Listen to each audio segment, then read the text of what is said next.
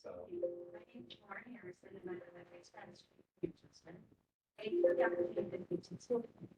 Former student, taxpayer, and granted board children, urging the MERS Student School Committee to do a full assessment of the MERS leadership from the top down and across all levels. Leadership of the school district is a complex and important role, and one can trust the leaders that are chosen by the school committee to best advocate for our children and protect their well-being. Let's evaluate our leadership. Input from community members, students, parents, and employees should be included as part of the review via survey, emails, or open forums. What is the future of MERDSB and how can we best serve our district? As a parent in the MERDSB system for the past 18 years with 6 more to go, I feel that we are at a crucial time point. While it is known that you as a committee review budgets, you also have the important task of ensuring our students and taxpayers are best served with leadership that is engaged in student development, well-being, and not just keep the status quo. This needs to be done in an extensive and transparent review process. As a mother, I've had to fight every step of the way to ensure that each of my children get the free and appropriate education they are entitled to. I know I'm not alone. It should not be this hard. It should not be siloed by department, disability, or diagnosis. Please consider this before the public discussion while we review the leadership role of the MERS. Thank you for your time.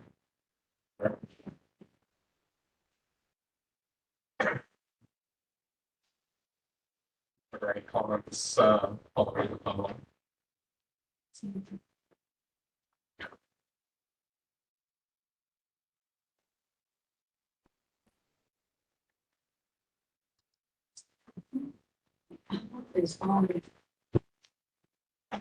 It's the video won't engage like last time.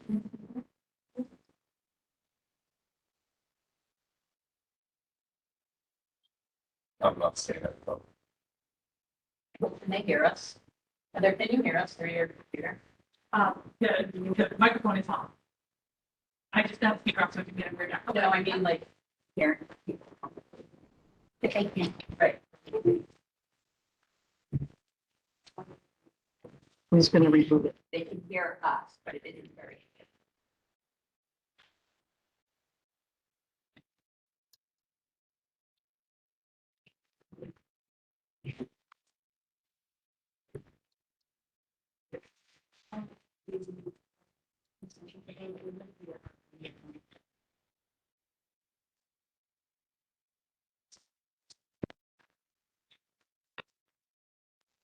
Come on.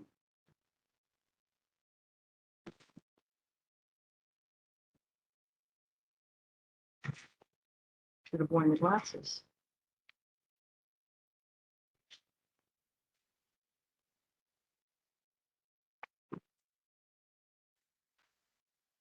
That piece is in.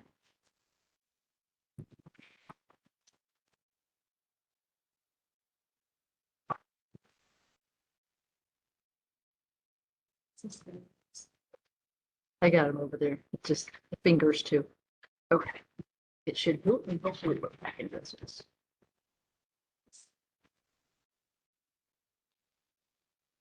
you should warn the office. Hearing the way that's right. Yeah.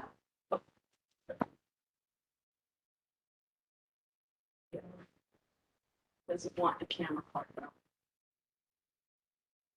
I can certainly restart and see if that.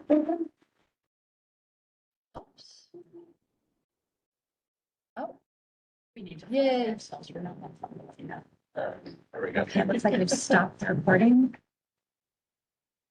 All right, hopefully, results. All right, so just to ask again, is there any public comment online? And if so, could you please put your name, your full name and address into the chat? They're saying they're hearing an echo. Just want to make sure we're all, if we're logged in independently, that we just have our speakers off. Not everyone's having an echo. At least we can see them responding. So I Okay. don't have any microphone comment.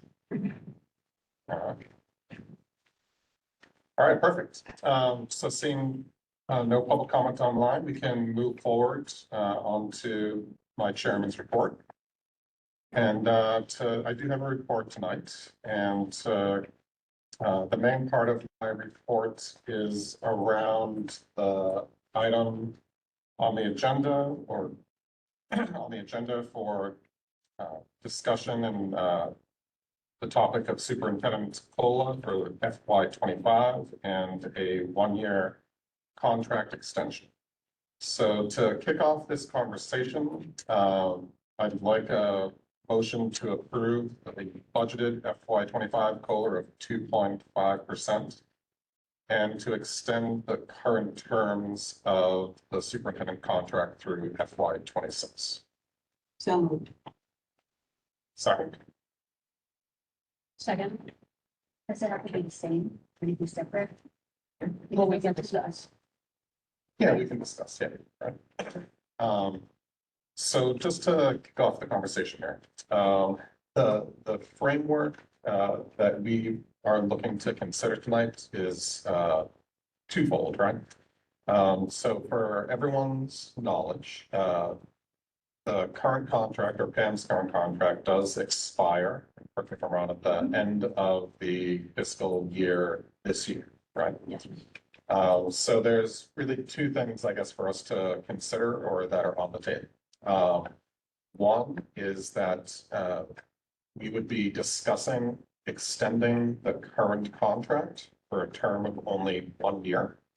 And then secondly, to discuss any concerns or have a discussion about the standard COLA that has been in place for 2.5, or just around probably much longer than that time, but of 2.5%, the standard COLA that we had been doing for our executives or for our administration at that point in time. So I would like to open up the floor for any questions about that, or if anyone does have any questions. Questions of clarity to begin with. Yes, point of clarity. So Sure. 2.5%, I think is for all the admin stuff, not just the superintendent, right? That's So, correct, yes. So have the other admin staff received the 2.5%? So the Yes. superintendent buying process, we need to vote on. So this is just for Correct. that. Yes, And it's already been accounted for in our budget. Yes. yes. Another point, for the 1 year extension, per the existing contract, doesn't it already automatic renewal? It does, Like, on the that yearly was, basis? We already this did is that. in that automatic we're in right now. So we already Yes. have. the- Correct. Yes. Yep. Can anybody give a little bit of perspective on how districts typically approach this? I know we received an email from a community member asking us to consider a review process that would involve community input, and we've heard from a community member tonight asking for community input. Is there a process for this? Does that typically exist at this stage? I haven't been through this before. Sure. Okay. I think that would fall under the evaluation rather than the contract. We're in kind of an awkward cycle in that we are now renewing the contract in the off year of evaluation because we do them every other year. So if we had not done the 1 year extension, we would be doing the evaluation at the same time that we were considering the contract. But towards the end of next, June 2025, the end of this fiscal year, we will be doing another evaluation, right? Yes. So at that time, would it make more sense to do the contract extension then? No, because a superintendent search takes so long that we would have needed to already start it, hire somebody by June. So I think the 1 year extension absolutely makes sense in that context, particularly given where we are as a school committee as well and the time it takes. So I think the timing actually sets us up pretty well to do the evaluation at the end of this year with the consideration of next year and beyond. I also think it's worth, as part of that whole conversation, looking at potential transition planning and making sure things are in place no matter what the future looks like. So I think this makes a lot of. I would also add that, sorry, if I may, Mr. Chairman, that I think we have a lot of committee members whose term is up in the spring. And I think it would be to our huge advantage to do our review with our existing committee, because we have no new members this year. So by that point, everybody will have worked with Pam for 2 years at least. And I think that we'll be well poised to do a meaningful review. So before any possible transitions within the committee. So are you saying to have the review earlier than in the fiscal year? So that would say, Which is when we would typically be doing it. Yeah. If we actually did it when we were supposed to, which I don't think has ever happened since I've been on the committee. So can somebody summarize the timing again? So the proposal would be that we extend right now because we need to extend, because there is not an option. Really, I think what I heard you guys say is that even if we were. Barring any egregious, like. you have the option. Sorry, but Right, and I and heard right I now just to think it's take all important the that we make steps. sure that everybody Yes, I'll understands what. be very quick. So we do have the option to not, tonight to not renew the superintendent's contract, right? Basically, as far as timing, this is, of course, we all know this is a very important position within the district, and traditionally, I think school committees spend quite a bit of time on searches as well as, the available pool. At this point in time, if we were to start a search, say, next week, the available pool would be very limited, coming up, right? So if, moving forward, if it's the will of the committee to further analyze the contract specifically, in this particular case, Pam is willing to move forward with a simple 1-year extension, which I think provides this committee a ton of flexibility. So I personally, appreciate that, and gives us time to start considering this, to go through, a full process and understanding, right? This is part of the reason to bring this up early, at this point in time in the year as well, so we can all start to plan for that, think about it a bit more, right? So I think, personally, in the interest of in the interest of stability, correct? We do have a lot of new positions and leadership in the district. I think, at this point in time, 1-year extension makes a ton of sense. And just so everyone's clear, the contract process is independent of the evaluation process. Those are 2 different processes. They're handled differently, right? So, that's, you consider that, consider them, tied, same position, but they're 2 separate processes. But I think last time, I think last year when we were doing the evaluation, I don't know about others, but I remember I brought it up that these 2 should tie in the line together. Right? So it's 2. Yeah, so if you're doing a longer term contract, it absolutely. So we are 9 months out to the end of the contract. Wouldn't it make more sense to maybe propose to have the evaluation ahead of time so we can align the contract and the evaluation together? Because doing a contract, well, actually, another question that I might have is how do we handle other key admin staff contracts? Do we extend contract without evaluation? They mostly have renewal dates. They're entitled to notification of non-renewal or different direction or renegotiation somewhere in mid-year, somewhere from December to February.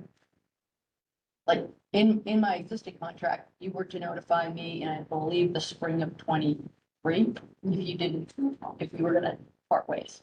So with a principal contract, it's typically sometime in January or February.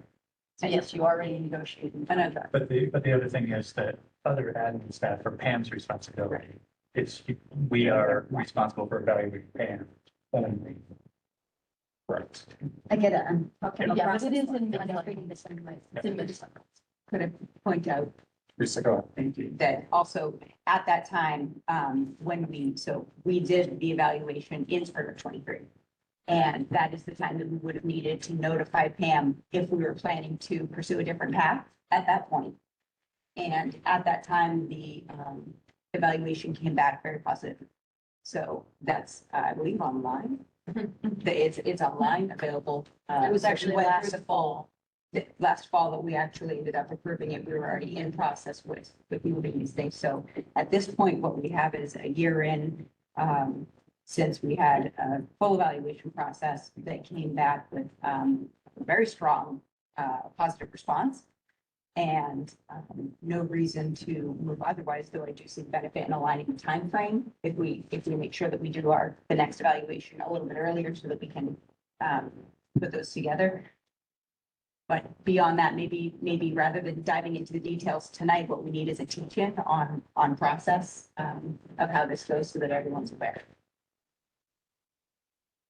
We just go back to Erica's question of timeframe. Pam, when does your contract actually expire? When is the notification and when should we put the evaluation process in place so that those align? Per country. Yes, per contract. It would be June 30th, end of FY 25. So end of this year on June 30th. And I believe it's mutual agreement, but typically should be done sometime in May if you wanted to coincide decision making. The evaluation. May 2025. And I would propose that we do it on the early side in May or even in April in order to ensure that people who have worked with Pam the closest over the last 2 years are able to participate in that. And so again, just to be clear, if we vote a 1-year extension, that extends it to June 30th of 2025, 2026, sorry. Yeah.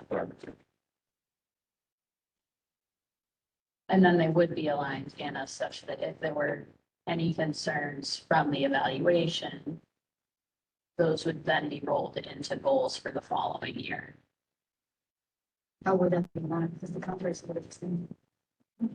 Into that following year. So, right, so if we did a situation at the time that we're considering, we would have to, We'll be in this in position. So spring, we will be discussing negotiating over some evaluation. Depending, there are a lot of what ifs in all of this as well.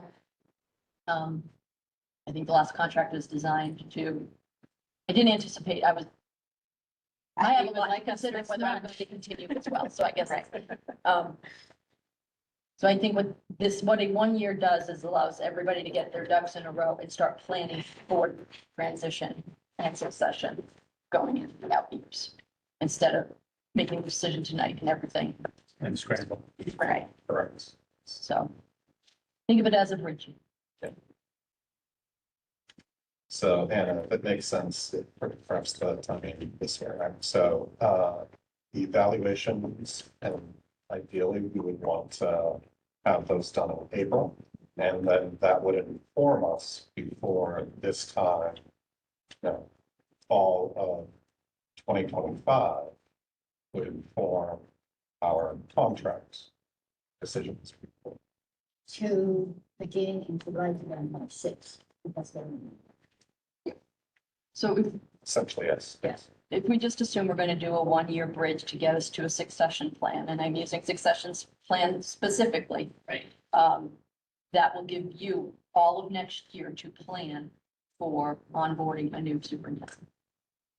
If we so choose. If you so choose. Yeah. Or If we so If- choose, or and if I the so And if Pam does. and I think that's what I am alluding to. So I think to the community's request about like surveys and, feedbacks and whatnot, we could incorporate in the April evaluation process. That is the time for collection of data that we use in the evaluation, but we do have, there's no anonymous data included in our evaluation. I'm not talking about ours, but I'm talking about if we were to do a more broader evaluation. I think, But we are the only entity that evaluates PAM. So that gets back to the question I asked to start with, and, you know, with full disclosure that I have not been part of this before, but we did hear from a community member who shared with us that in other districts, there is a process for collecting information from community members. And I think there's community members who are asking us, hey, you know, we'd like to share, good, bad, whatever it might be. Some people have had experiences we haven't had. Is there a mechanism for that to be shared within this process? So anyone is welcome to provide information. What there is specifically a clause in PAM's contract, I think we all have access to that from last fall, is that there is no anonymous information, like all information PAM is able to access. And doing a 360 review in the education sector is uncommon, and according to PAM's specific contract is not allowed. it's Correct. not, So if we wanted to incorporate what you're bringing up like this topic, it would have to be put specifically into a superintendent's contract. Well, it would for need to be, considered as a part of the official review It's not a process. 360 review though, no, it just needs to be transparent. There needs to Are you be, saying that the contract doesn't currently, I just, let me read it. since community members are probably listening, that may have requested us to look at this. no, can you just open her? What That are we able to do what we've been asked to do under the terms of our contract? We can absolutely look into it, Yeah. but from my understanding, and, you know, perhaps you could provide a little more clarity, Pam, but from my understanding, if we wanted to, you know, officially make that part of the review process of any superintendent, it would need to be included specifically in their contract, if that makes sense. So next, Right. we just need to review the contract. Sometimes it At any point in time, yeah. It says I that think it's a bigger conversation also amongst us as a committee in terms of, you know, how do we vet the data that we're using? I so think I, that using an anonymous survey would leave us open to a lot of. so I don't think it's This not might be the allowed. Right, exactly. So it's only the anonymous part that is, I don't think we have to take this all up Right. today. The Yes. point was just to respond that is this something we can look into? And it sounds like the answer is yes. We can look into what the contract permits in terms of this type of feedback and make a decision. The contract says the committee members part of the data source received. so you need to scroll down. Could I suggest that this is something that we can This address part- at another time? Yeah, this part of the conversation is something that we can table for now. Because it's not something that we would decide on tonight. This motion is specifically to vote on a 1-year extension of the current contract at the COLA of 2.5%. So other topics we can and absolutely should take on. And another time. So with that, if there are any other questions or comments specific to the motion. All right, then I'd like to take a roll call or by hand or how. The question, Question.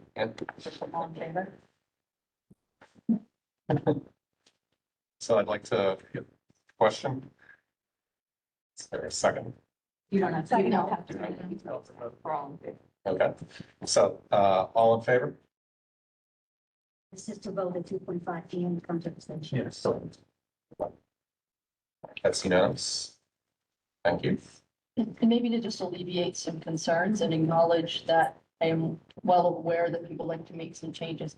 When I spoke to Teresa and then Chris about this, it really was just an offer to extend for a year to assist in getting Essex off the ground and help to allow for enough time to plan appropriately for you to go out and search and bring on your superintendent. So I'm making my intentions fairly clear that you will have the opportunity to renegotiate with whoever you bring on. Chris, just one point of order in the future. If we could put something like this where it's going to be a discussion and vote, not in a chairman's report, because it sounds like I didn't come prepared to have this discussion at all, because I didn't know it was going to be a discussion and vote. So if we can just put that in regular business in the future, that'd be helpful. So we know we're going to come to discuss and vote. Thank you. Okay. And moving on to the consent agenda. So tonight we're splitting the consent agenda into two votes. One, the acceptance of the warrants and minutes, and then two, a vote for out-of-state travel for the Model UN. So we'll start with The the, Bravo minutes too, because I wasn't there. yes, so we need to make a motion to split out? Or do I just split them up? You can separate it, yes, rather than just. All right, so we'll do three votes tonight, one for the acceptance of the warrants, and we'll have a second for acceptance of the. let's see, Motion to approve the for the warrants, which are, I don't have the numbers in front of me, Yeah, sorry. but I was saying that I would bring that. Well, 1013 through 1017. 13, which is 7. So I'll accept a motion to accept the I warrants. just made that motion. Second. Any discussion? All those in favor? It's unanimous. I'd like to make a motion to accept the minutes from our meeting on September 17. 17th. Second, Second. thank you. Any discussion? All those in favor? Yeah, And one abstain. and one abstain.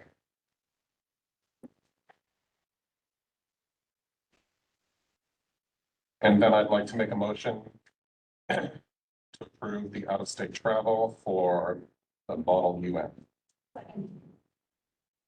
Thank you. Any discussion? Charlie's here to do a brief Yeah, I presentation. have a presentation for people are. Come on up. I think if Mr. Fry may have sent a slideshow, would it be possible to put that up? I'm doing it right now. Perfect. You have seen it. Oh, thank you. Charlie, do you want to just introduce yourself? Yeah, I'm Charlie Langendorf. I'm the president of Model UN. Started the club last year, and so we're interested in taking a tour of the UN headquarters. And we can get a tour and like a special briefing from someone who works at the UN. So you want to go to the next? This is Sam and Charlie Rubens, Vice President and Secretary. Charlie, I have an important question. Yeah. Were you guys at the club fair? Yes, we were at the club fair. That was. Just a little bit about what Model UN is. I think most of you hopefully know what Model UN is, but basically, as a club, we simulate the United Nations, and so we take issues like climate change or the refugee crisis, and each member gets a country, and so they do a little bit of research outside of the club, and then we discuss, we try and pass a resolution, just like the real UN would, and so we're looking to go to New York to like make our simulations more accurate and learn a little bit more about what the UN actually does. It'll be right after one of their actual sessions, which is going on right now. And so the special speaker will be able to tell us a little bit more about that as well. So for the trip, it would be on October 14th, which is a Monday. It's Columbus Day. So there's no school on that day. There'd be 18 students and 2 chaperones, which is the max that we can take in a tour. So we'd have to split into 2 groups if we took more than that. And then also the briefing with the speaker is a max of 25. So 20 felt like the right number. So there's the official hour-long tour. There's an hour-long one-on-one with the UN ambassador. And then there will also be like 2 hours to walk around, explore the building, their current exhibits, which is currently the global peace flag, which has some like, extra stuff to tour. Yeah, so we're going to see how they operate. We want to make our own simulations more realistic. So this is our club's second year. We started in September of last year. And so we held, I think, 3 simulations last year, and we're just looking to make it more realistic for members going forward. And then we also, the opportunity to ask questions to a UN expert is, you know, there's only so much information you can find online. And so when people ask me, like running the simulations, how something works and I don't have an answer, it'll be great to have someone else to translate those questions along to. So we're planning to meet like a week before, have a list of questions, see what people want to know about. And then in the vision of the graduate, for the EMIR-HS student, there's the empathetic global citizen, which is our main, one of our main goals here. The whole trip is paid for by the Spalding Education Fund, so we got a grant in the spring. And so it's also important to them that the money goes towards supporting the vision of the graduate. And so empathetic global citizen is something that Model UN, works for. And, kids will get a lot of knowledge out of this, hopefully, and learn more about how the world works.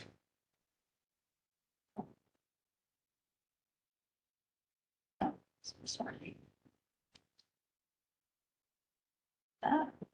We're at the end. Yeah, and so our chaperones are Ms. Pullman and Ms. Du Bois. Ms. Du Bois is the history department chair. Their date was approved by Ms. Roy, and there's no school on that day, so hopefully no students are missing school or getting behind or anything. We just need an approval to go out of state. Have your teachers generously donated their holiday to? Yes, they both agreed and they said that they were happy to go. Ms. Pullman is excited. She likes. And of course, Mr. Bois is too, but. Wait, you mentioned that you can only take 20, the maximum is 20. Are there more than 20 in your club? Not yet. So I think we had 12 at the end of last year and before the club fair. And so priority for the trip was everyone who's already been in the club. And then we're doing first come, first serve. Like we have a Google form, like fill it out if you were sure that you can go. And then the first people that are, so priority to the existing club members, and then of new members, first come, first serve, up to 18 people. It's great. Thank you for coming. We like listening to students tell us about what they're doing and what goes on behind the walls. So it's awesome. Thank you. What's the breakdown, not specifically, but of the class distribution? Is it mostly upperclassmen? How? I would say, I think it's mostly, so from last year was mostly upperclassmen. So we made an effort at the club for this year to get freshmen and sophomores. I would say on the trip, it'll probably be half seniors and then a quarter juniors and a quarter sophomores. But I think I have to wait till I get the last collection of the forms so you can go for sure. Are you likely to take another trip for an actual event? Against other teams or whatnot? And so does your grant cover that as well? The grant is specifically for the trip to New York to the headquarters. I think we could definitely apply for another one in the spring, but I think we haven't had enough, we have to register officially with the, I think it's UNSCA, but it's the official organization. And then we would need more grants to go from Spalding to go to the next competition. I think we haven't reached the level of competitiveness. Most of our members also are in other clubs. And so we've sort of posed it as this is something for people, that are interested, but it's not going to be a huge time commitment. It's just for so we meet twice a week or every 2 weeks usually. And then we do a simulation once a month. And so I think that we had considered, or we've looked into competitions in the spring, but we wanted to do this trip first. And then if members are interested in meeting more often and competing more seriously, I think then we would. I think. Can you share those questions with us? Which one, sir? You mentioned that you're gonna have a list of questions. Oh, yeah, absolutely. Yeah, it's on that. Through Mr. Gray, maybe, or. That's not a question, that might be a little introductions or something. Oh, yeah. Thanks so much. Yeah, no problem. We just have to vote. Yeah. Okay. You have a motion and it's second, so you just need. Yeah. And then we move the vote. All those in favor? Yes. Thank you very much.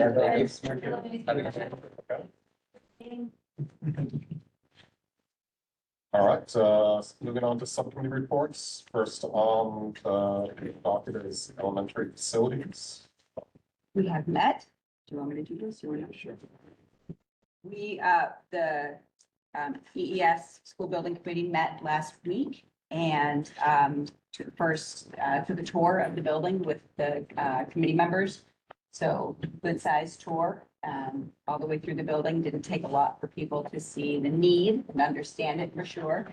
And then once we were done with the tour, we had a little debrief where everyone was able to ask any questions and share any thoughts that they had.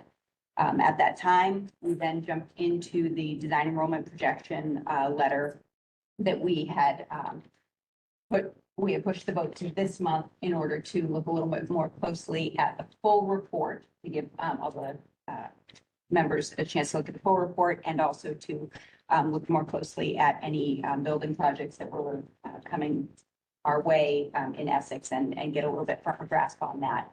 So we were able to discuss the design enrollment projection letter in detail, get some clarity on some of the language in there. Some of the members wanted to clarify what would be covered, what wouldn't be covered according to the language in that letter based on the different scenarios that we have presented between the pre-K through 5 versus the split pre-K through 3 and 4 and 5 over at Memorial or moving everyone over to Memorial. There were implications in the letter, so we were able to clarify together what that meant. The group did take a vote and it passed. We accepted the design enrollment projection and accepted or approved the projection and accepted the letter. And then we just looked at next steps and scheduling. Next step will be to get in front of the MSBA board, basically who meets monthly. And so that may take place in October, but more likely will take place in November. And then assuming all goes well, we will be on to putting out a request for proposals and hiring a OPM. John, did I miss anything? Great summary. Thank you. Said that our next meeting is what, 22nd? Potentially, yeah, Yeah. if it's October, yeah. And the only footnote is we're just wrestling with how, make sure we have a clear handle on some activity that's taking place in Essex around building development. And it seems to be emerging off our cycle of getting approval. So I think we're just going to do some due diligence in the next week or two to make sure we're reporting the van would be now something else, property and planning development, just to make sure the number's solid. That is our report. So thank you. Thank you. Exciting. Any questions or? May I share one other thing? That it was Go ahead. It was discussed, the possibility of holding our meetings at EES, which may very well be the case moving forward. However, our next meeting will take place at Memorial so that we can do a tour there as well, because many people on that committee have not seen Memorial. So make sure that they have access to both.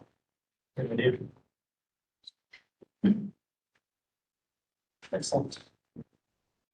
All right, next up, Finance Committee. Did the Finance Committee meet today? Quite a lot of things. We went over the minutes to verify a few things. And then we also went through this, the finance subcommittee budgets. The primary things, if I would summarize it, is to formalize quite a few processes into a guideline. For example, the budget process or, various things, depends on what the auditor recommended. Also that we are gonna look at potentially to make some, improvements to the budget presentation, to make sure that it better tells the story.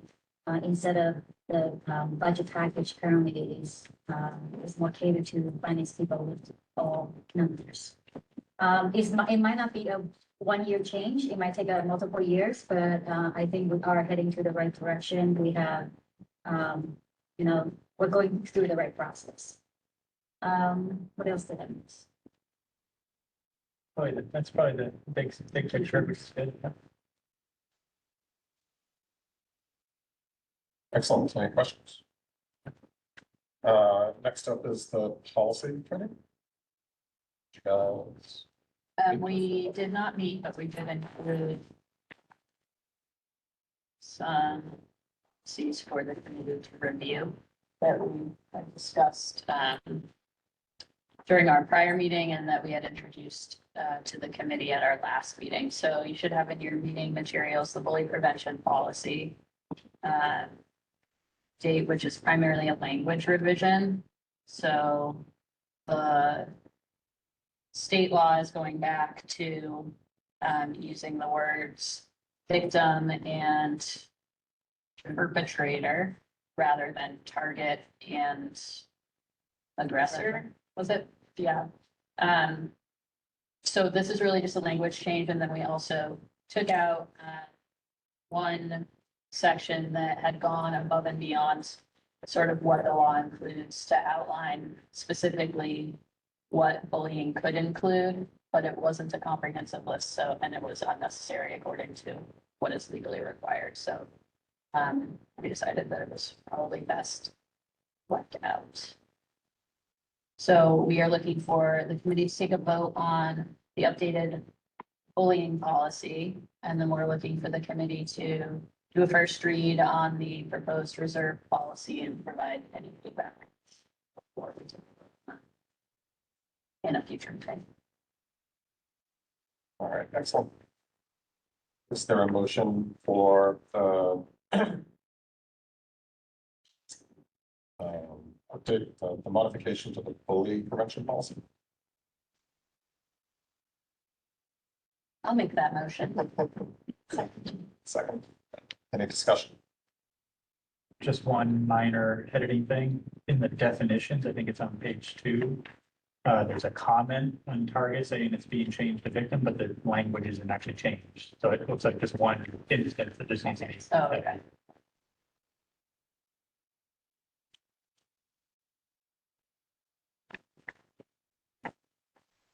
Yeah.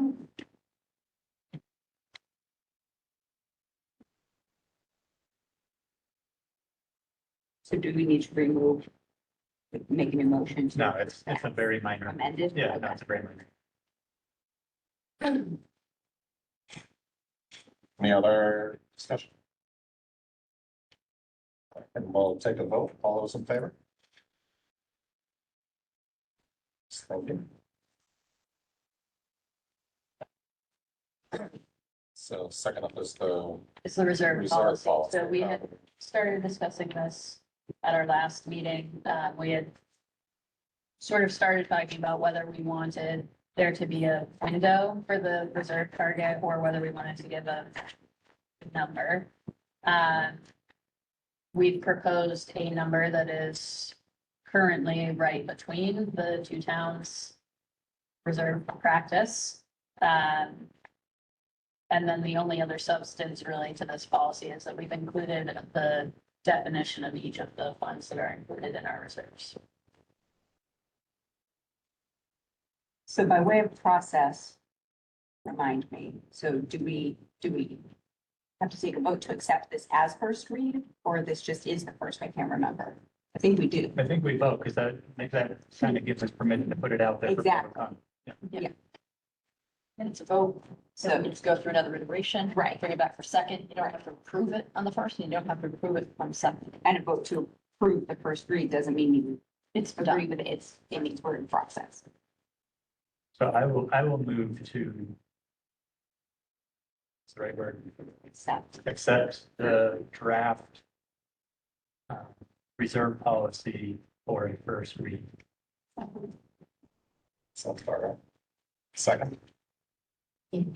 Oh, second. I'll just say, by way of discussion, I appreciate, given how much work went into this over multiple years, how efficient it is and simple and clear.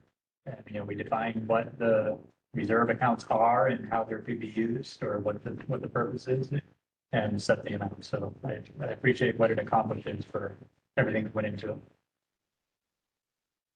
it. Fun. So for discussion, I really appreciate, the work that went into this last year and actually previous years. This has been on the agenda for quite some time. And the comments that came as we had the discussion all together as a board at our last meeting were really helpful and helped me look at this, with clearer eyes, understanding what we're trying to accomplish here. And so I would like to, for the purpose of consideration, offer three points regarding this, because my concern here is regarding interpretation and expected outcomes with it. So the three things that I'm just going to put them out there. And again, we don't even have to decide on them, but because this is just a first read, we could discuss them another time, however you want to do it. My three concerns are, the first is that I would ask if our board might reconsider the idea of a window rather than a single number as our target, and that window could be reflected in the two numbers that our town partners use, because we have two towns that have different approaches. And I think that it might be valuable to recognize within the language of our policy that our structure, our target reserves, is connected to our two town partners' targets. That if we can language it however we want, but if we seek to maintain a balance between X and Y% of our annual operating and capital budget, where X and Y are the member towns' current targets, that could be evaluated by the finance subcommittee each year to know what that is. But I think that would be something that would give a little bit more latitude. I have concerns about interpretation of our target of any percent, then becoming a point of contention. But where with a window, I'm less concerned. So that's my first concern. My second is in the two usage sections here, the term extraordinary circumstances. I would submit to the board that we might consider either using different language or defining extraordinary circumstances, because right now we're doing this as a matter of course. We're utilizing reserve funds as part of our operating funding. So I think that to call that extraordinary doesn't fit with our current practice, given that it's been, 5-6 years at this point. I just want to get the things out and then we can do it. So again, we could either define the extraordinary circumstances or change the language on that, which might be simpler. And then my third is that at the last two sentences, in the event that reserves exceed 8%, we have one that says school committee may use stabilization funds to offset the operating budget, and another we say that through the capital planning, school committee may designate that a portion of the stabilization fund be used for large projects. I think that it might be useful for us to include language that makes clear that we are not limited to those actions. That the fact that we've said in the event of 8%, we may do either of those things, or we may do something else entirely. We may do nothing at all. We may choose to keep it and let it hold interest because we know something else is coming that's not a project. So I'm concerned about the limiting, about this being interpreted as limiting. So those are my three things that I bring to the table for the first read of the reserve policy. Procedurally, you can handle that however you want. Well, how about we just continue with any concerns or comments versus. Question, the current draft, was there any major changes in our draft last year? No. Sarah, you made some, But I also thought I heard Pam at the last meeting say that Michelle maybe made some changes. After our committee met at the end of last year, did Michelle then make changes to the policy? Because, They went into that 531 version. right, so I don't know that any of us, I don't know exactly. We reviewed them in a session, I believe. You just streamlined some language and kept. Yeah, I links to think the- you reviewed them with this former policy subcommittee. Okay, so that's not what she's asking about. I just wanted to make sure. Okay. I don't We remember. did them as a group. I'll just say, Anna, I don't see anything substantive that changed since I last saw it on the policy committee. There's certainly wording changes, but it's not, it doesn't change the intent or the usage or anything like that. It's just clarifying. So I have two comments. It's kind of related to what Teresa is saying. I mean, those are good questions, but I think having a window, sometimes it creates a lot of,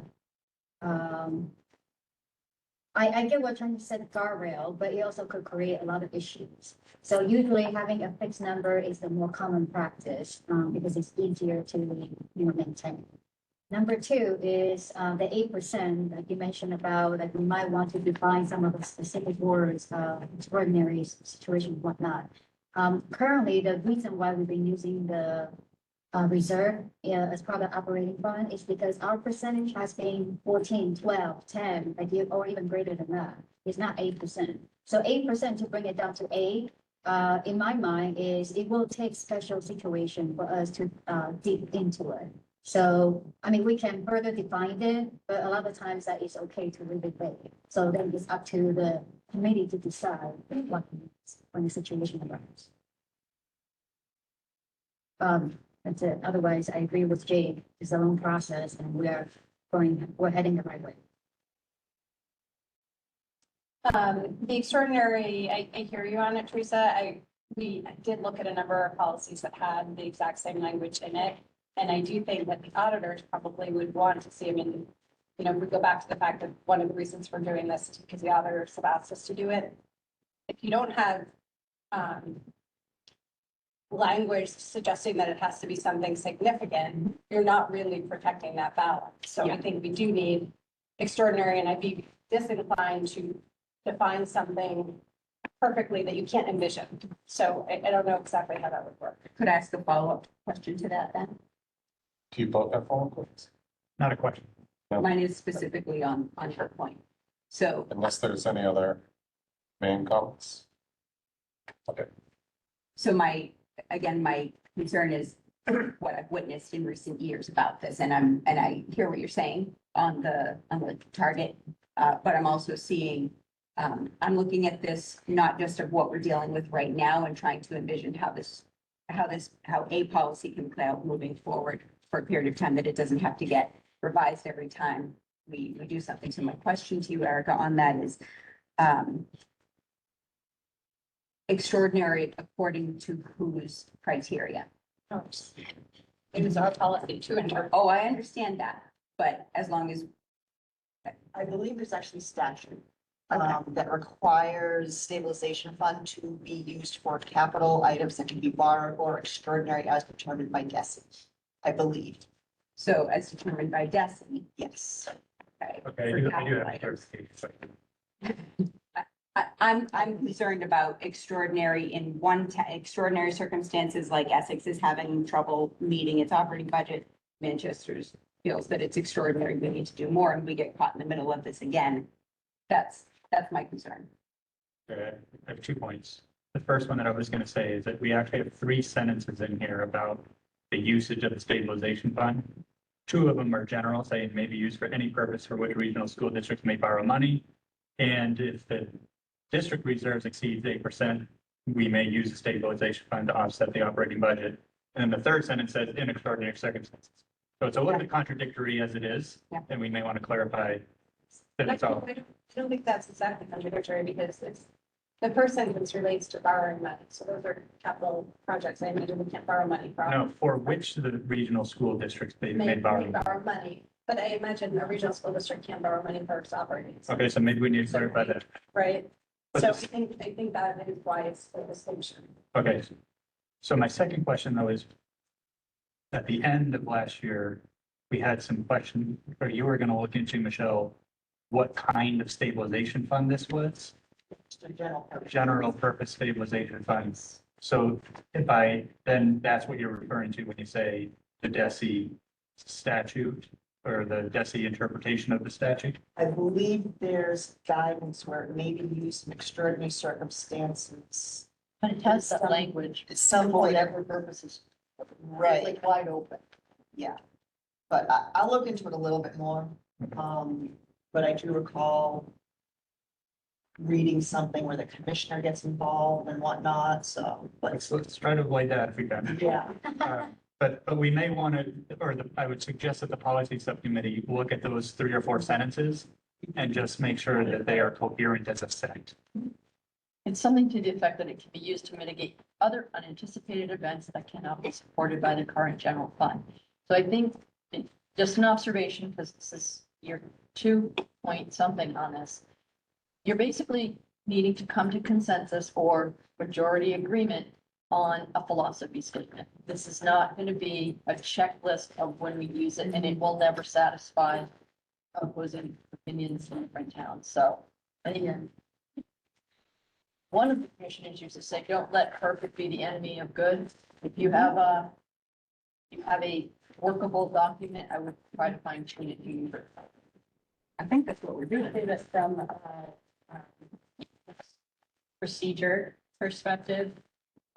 We could have a very long conversation about this, but that is why we have the subcommittee. And so if we could just get the feedback and then go and subcommittee and use that feedback to craft the, what bring forward in the second, that would be our most efficient way.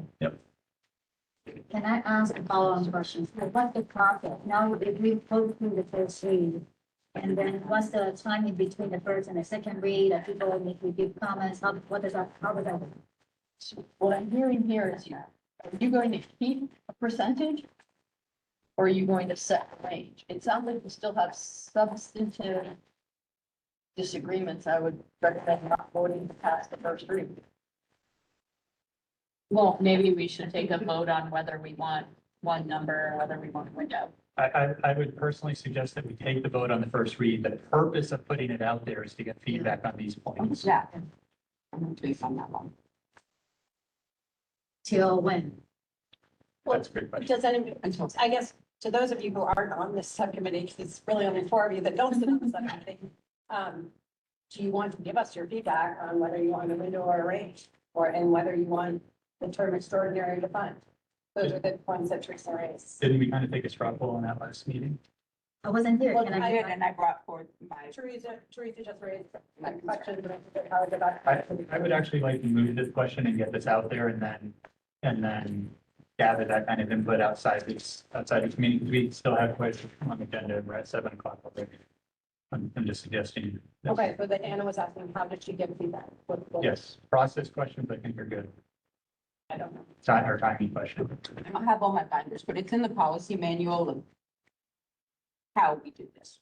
But you guys are gonna figure out and let us know. I'd like to hear from the group on what your expectations and desires are for the public comment period, because this would be a new endeavor for us.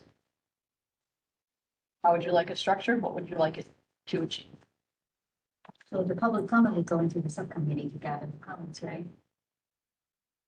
What about, can you guys send your comments to one of us Yes. this week? Yeah. Yep. Okay, let's go with that. Can we go with that? Oh, I I think think But they not have for to the go. public, as opening it up to the general public for input. What do we usually do? We did this for like the graduation requirement for, the new graduation requirements with the civic project, right? What did we do to solicit public comment there? We didn't solicit, we had it as an agenda item on multiple meetings, first read, second read. Then let's just treat this the Oh, same way we always do. Okay, that's what I was just. Yeah, we're not trying to What solicit the anything. expectation was. All right, so I'm just gonna go down the line here. John, do you have a particular preference for a specific number or a range? I suppose I prefer the range, that way we have some flexibility. Teresa? I prefer when, Linda? Okay, Also known as the range. yes, I'm sorry, the range. I prefer the target being that. A target is a target. Percentage. Well, I think that the language of a target percentage implies a range. That's my. Say that again. So you want a Okay, range? thanks. No, she wants to. No, I said, he wants a number That- versus a range. when we say that our target Yes, it implies a range. is 8%, we don't say that we will always hold reserves of exactly 8%.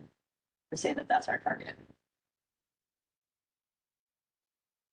So you're pro, How it currently reads. okay, yes. Do you have a, so, Eric, do you have a preference? You're next, Rick, if you're going around. Yeah, I'm next. gonna go last. So- Okay, I prefer the way it currently reads. Jake? I probably prefer the way it currently reads. I think if we get into discussions of windows and ranges, we're gonna be back to where we were a year ago, so keep it the way it is. Hannah? I prefer the way it reads, that's the common preference. Yeah. And listen, I think there's, pros and cons to each. I think I like the initial. Not a, But that's what the subcommittee will take back. yeah, so you guys can Five take back number that two information. range. We got 5, hard number 2, ranger window. We're okay. Anybody who wants to give wordsmith ideas for the kind of the tiered approach to utilization, which starts from general or extraordinary, capital, anything you can borrow for, extraordinary, and then send the language by the end of the week. No, by next Wednesday. The way that the subcommittees are scheduled, the finance committee is always going to meet on the first meeting of the month and the policy committee on the second. So if we can have feedback from tonight's meeting by next Thursday to incorporate in the meeting for the 15th, we'll be able to process everything and have it back on first meeting of the month in November. So think of finance committee deliverables being moved to the second meeting of the month based on their schedule. Policy subcommittee deliverables always being on the first of the month. That should give us enough time. So that makes sense, everyone. Get it through on the second reading. All right, great. So can you take just a vote if we want it to be considered the first read, that you vote to accept it as the first? Okay, the motion was already on the table. So we will take a vote to accept the first read. Is that what we're saying? That's the motion on the This table. this draft as the first read. Yeah. Yes.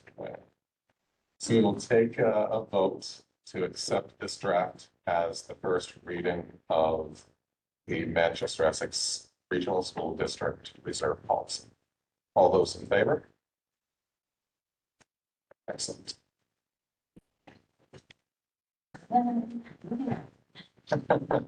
Moving on. The negotiations team did not meet. We did not. And we do not have a report. So, transitioning to our superintendent report. I have informationals and just the recommendation for the position. I don't know if it makes sense to bring forward the people who have been kind of waiting for a bit and need to be here early tomorrow morning. Why don't we do that? Thank you, Kevin. Sure. Can we start with the CPAC?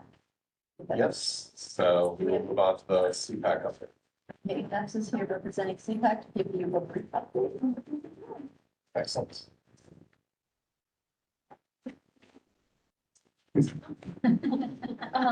So I'm Caitlin Epps. I was here maybe a few months ago, I think.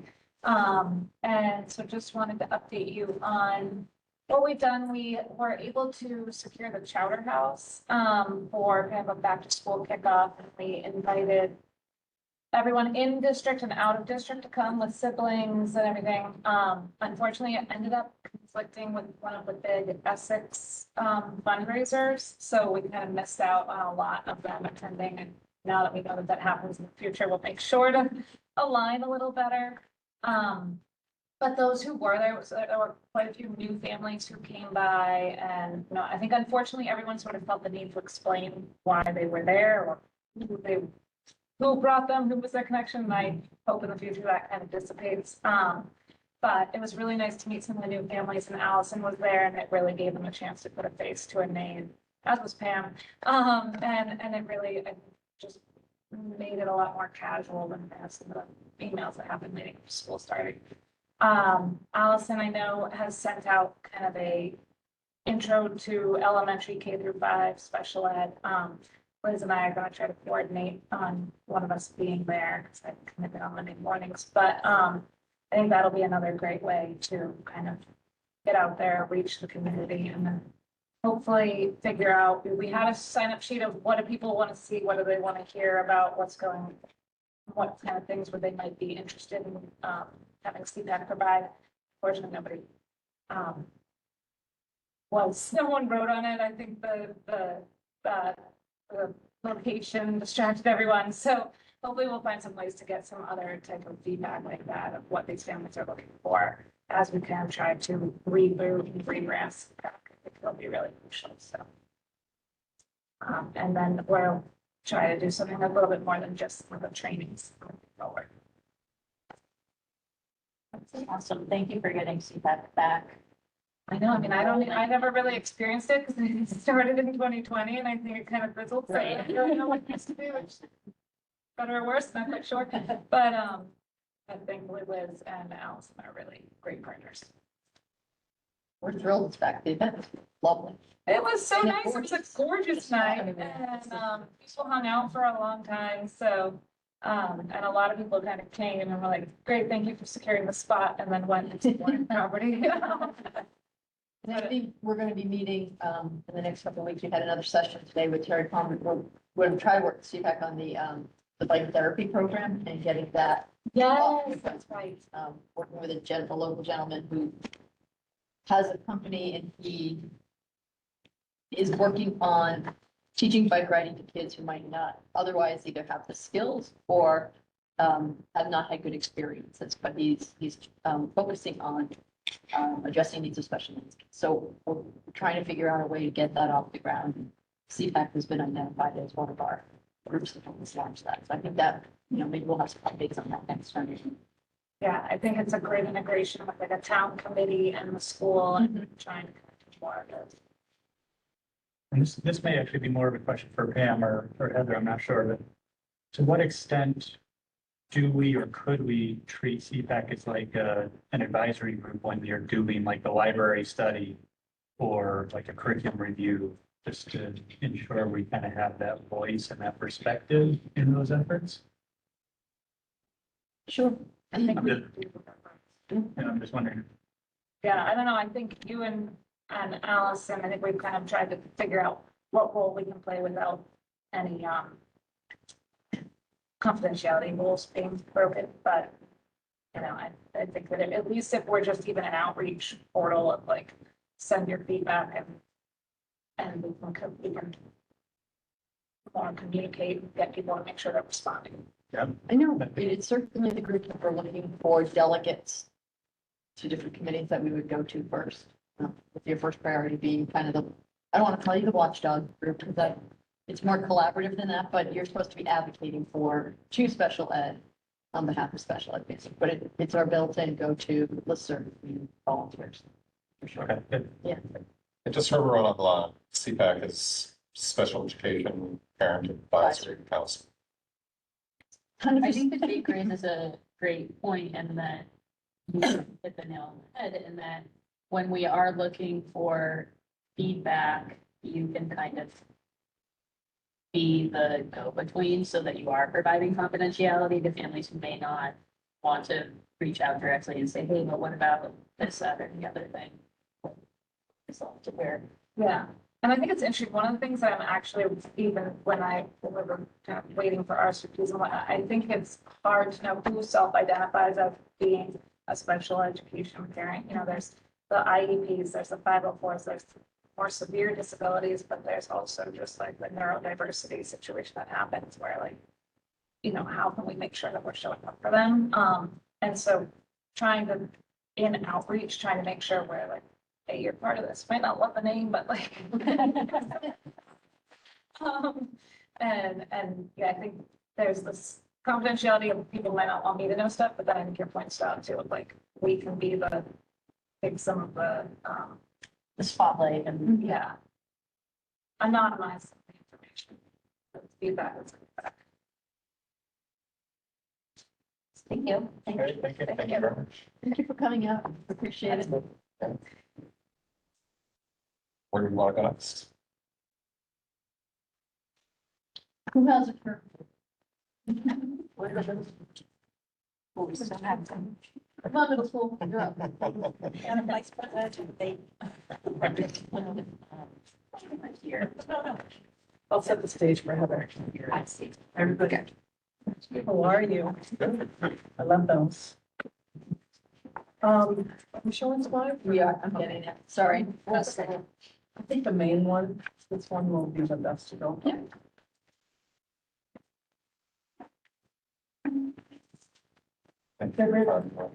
Thank you for having. Fun open house the other night. Yeah, good. New format. Oh, the eighth grade, yeah, that's enough. No, Yeah. Now undergrade. I think seven. oh, because you only have to hear. One. If anyone wants a hard copy of the plan 7 times. Yeah, and well, in the eighth grade, teachers said they had some real conversations than they've ever had. And it was much more relationship than, my curriculum, which that's easy enough to read on a piece of paper and then ask questions. Thought it was fun. Gather some feedback. So I'm pleased to present this update to you tonight on the middle school improvement plan. We're in really good shape to really wrap this plan up soon and spend the rest of this school year focusing on the plan for next year and really moving forward with some much needed and necessary work for next year. So just a quick overview, we finished the mapping of the vision of the graduate, and I'm pleased to report that we cover every disposition in multiple areas across grades, across disciplines. So that data that we've collected puts us in a very good position to work with the district at the district level with the work that's going forward on that. iReady is now imbued into our system. We use our diagnostic assessments. We do that, 3 times a year for 6th and 7th grade, twice a year for 8th grade, given that 8th grade also has the science MCAS and now a civics MCAS. And the high school isn't really doing a lot of analysis with the iReady data for 8th graders. As of now, that may change going forward. SEL and ruler, it's a strength of ours at the middle school. We've been working on it for the past 9 years now with a hiccup in the middle there with the pandemic. But it's infused really into all the, it's in classrooms, it's in the office. Our school adjustment counselor uses the terms when she's meeting with teams. Our dean, I wanted to start. So welcome Joe back, our new dean. He's off and running, doing really, really great. I'm so pleased. A great partner. So the ruler language is part of who we are. It's part of what we do.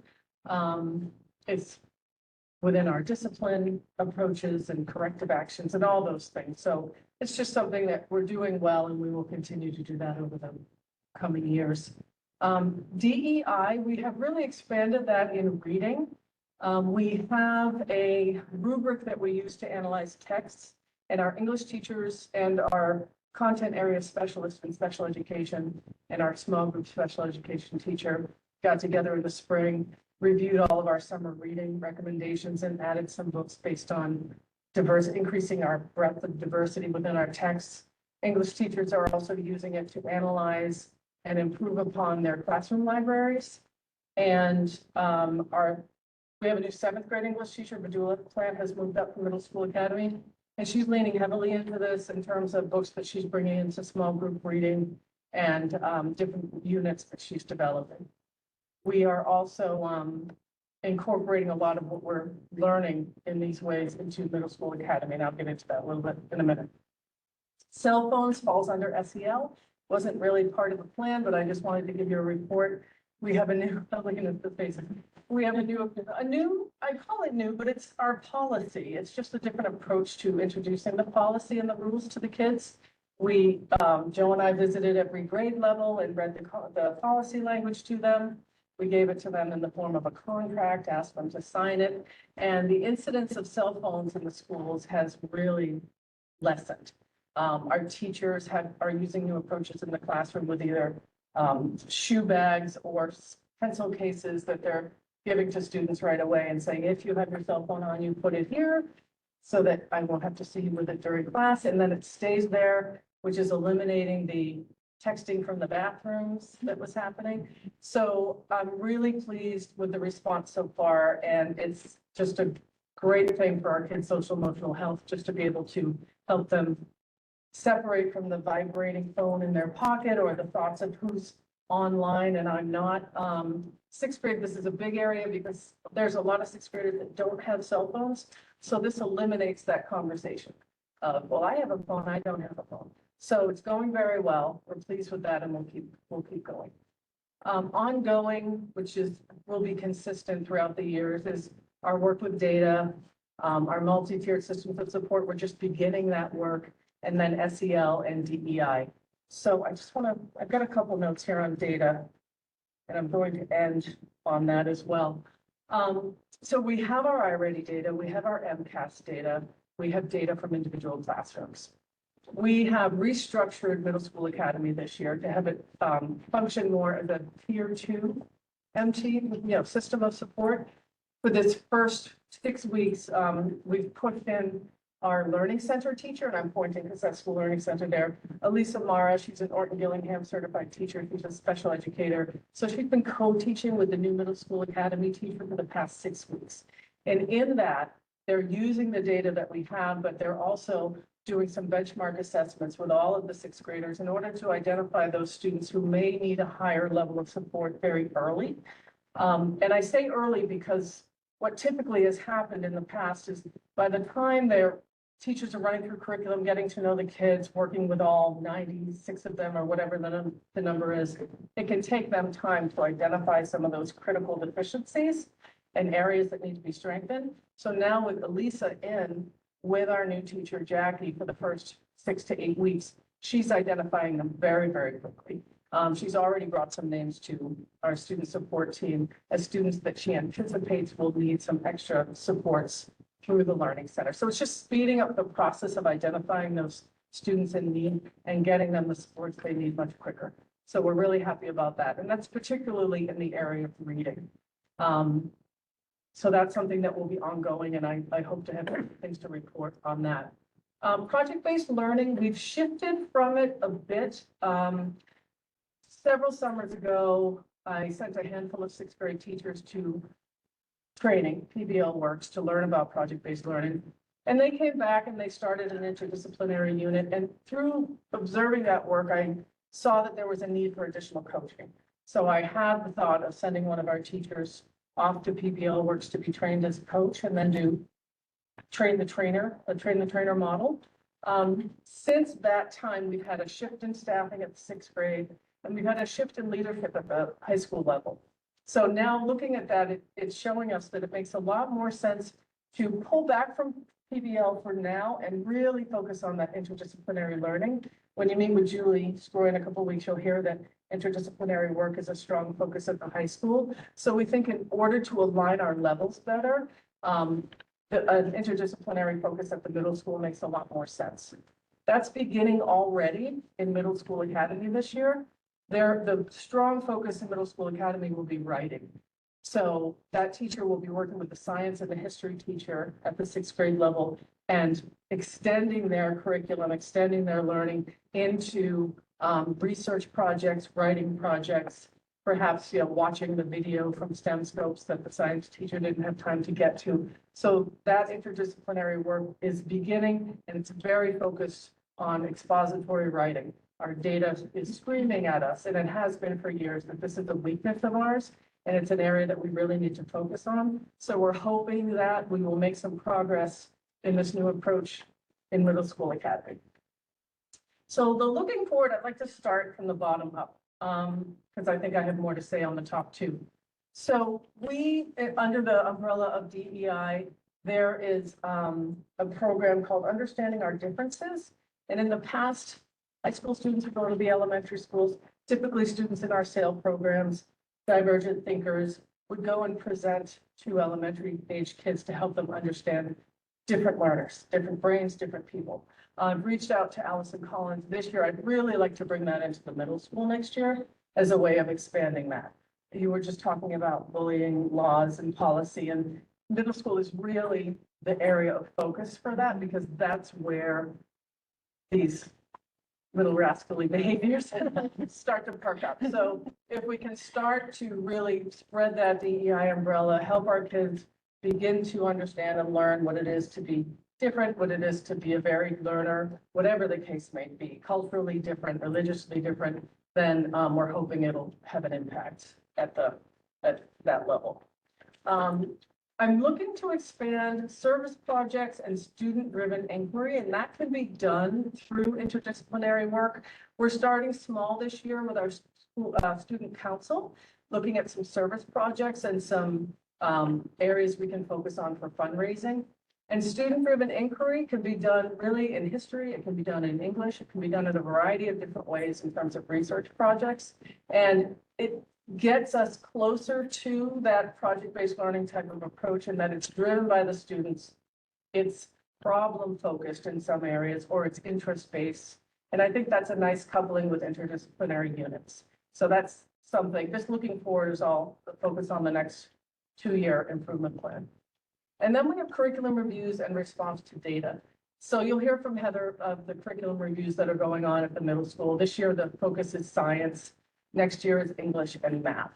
These are sorely, sorely needed at the middle school. We've done excellent work over the past few years looking at the elementary schools and aligning them and having them more curricular focused. And this work really is essential at the middle school. We need to start focusing specifically on standards, ensuring our instruction is standards-based, ensuring our instruction is vertically aligned from a standards-based perspective. And that is, I hope that work will drive the instruction closer to where it needs to be in order to help our students improve their achievement. I mean, that's what we're here to do. That's what we need to do. There are some inconsistent pockets when you look at data as, for example, MCAS. There are some areas that are consistently low student growth percentiles. And I want to, we need to find out the why there, and we need to pinpoint and tackle that why so that we're ensure that all our kids are getting what they need. What I can say generally is that we need to be much more methodical in our student-to-student instructional delivery. And that's can be challenging at the middle school because teachers can have, 80 to 100 students coming in, 5 groups a day in and out, multiple different learning abilities across students. So differentiation is very, very challenging, but we have to tackle it. We have to be able to differentiate effectively to meet the needs of every learner. So this is work I'm looking forward to doing with Heather very closely, working on the curriculum reviews and working on identifying the best training that we can muster for our teachers in order to help them with that student-to-student differentiation. I mentioned we're doing things in Middle School Academy. We have iReady that we use regularly. We have that data. The leadership team is beginning I think it's a 42-hour training session with the Response to Better Teaching. We call it RBT. And that training is specifically focused on supervision, evaluation, and support, and really targeting the instructional skills and tools that are proven research-based to improve student outcomes. So I'm looking forward to that training. It'll be great that all of us will be aligning across school districts in terms of how we approach it. But I feel a sense of urgency with this, particularly with specific cohorts and specific students. So this is work that I really want to zero in on, and I'm really looking forward to partnering with Heather on it. That's that. You guys probably have a lot of questions.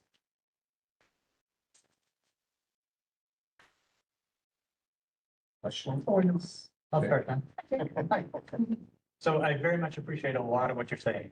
I think a lot of this is in productive directions and, certainly reflective of strategic plans and authentic learning writ large, if you will. Couple concerns, just to voice them in what I hear you saying, and it may not play out this way, but Yeah. just my interpretation of part of what you're saying. Mm-hmm. One of which is that, when you talked about data, MTSS, Middle School Academy, the language you used was very general, as if it includes many subjects. Yeah. But the reality is, especially with the data and MTSS, that's just about math and literacy. Right. Well, MTSS is math and literacy. Middle School Academy is literacy. specifically reading and writing. Right. But it will dip into science and history through the cross-curricular writing that it's doing. So it will help bolster those two content areas. Okay. So that's a nice solid intervention we have in place.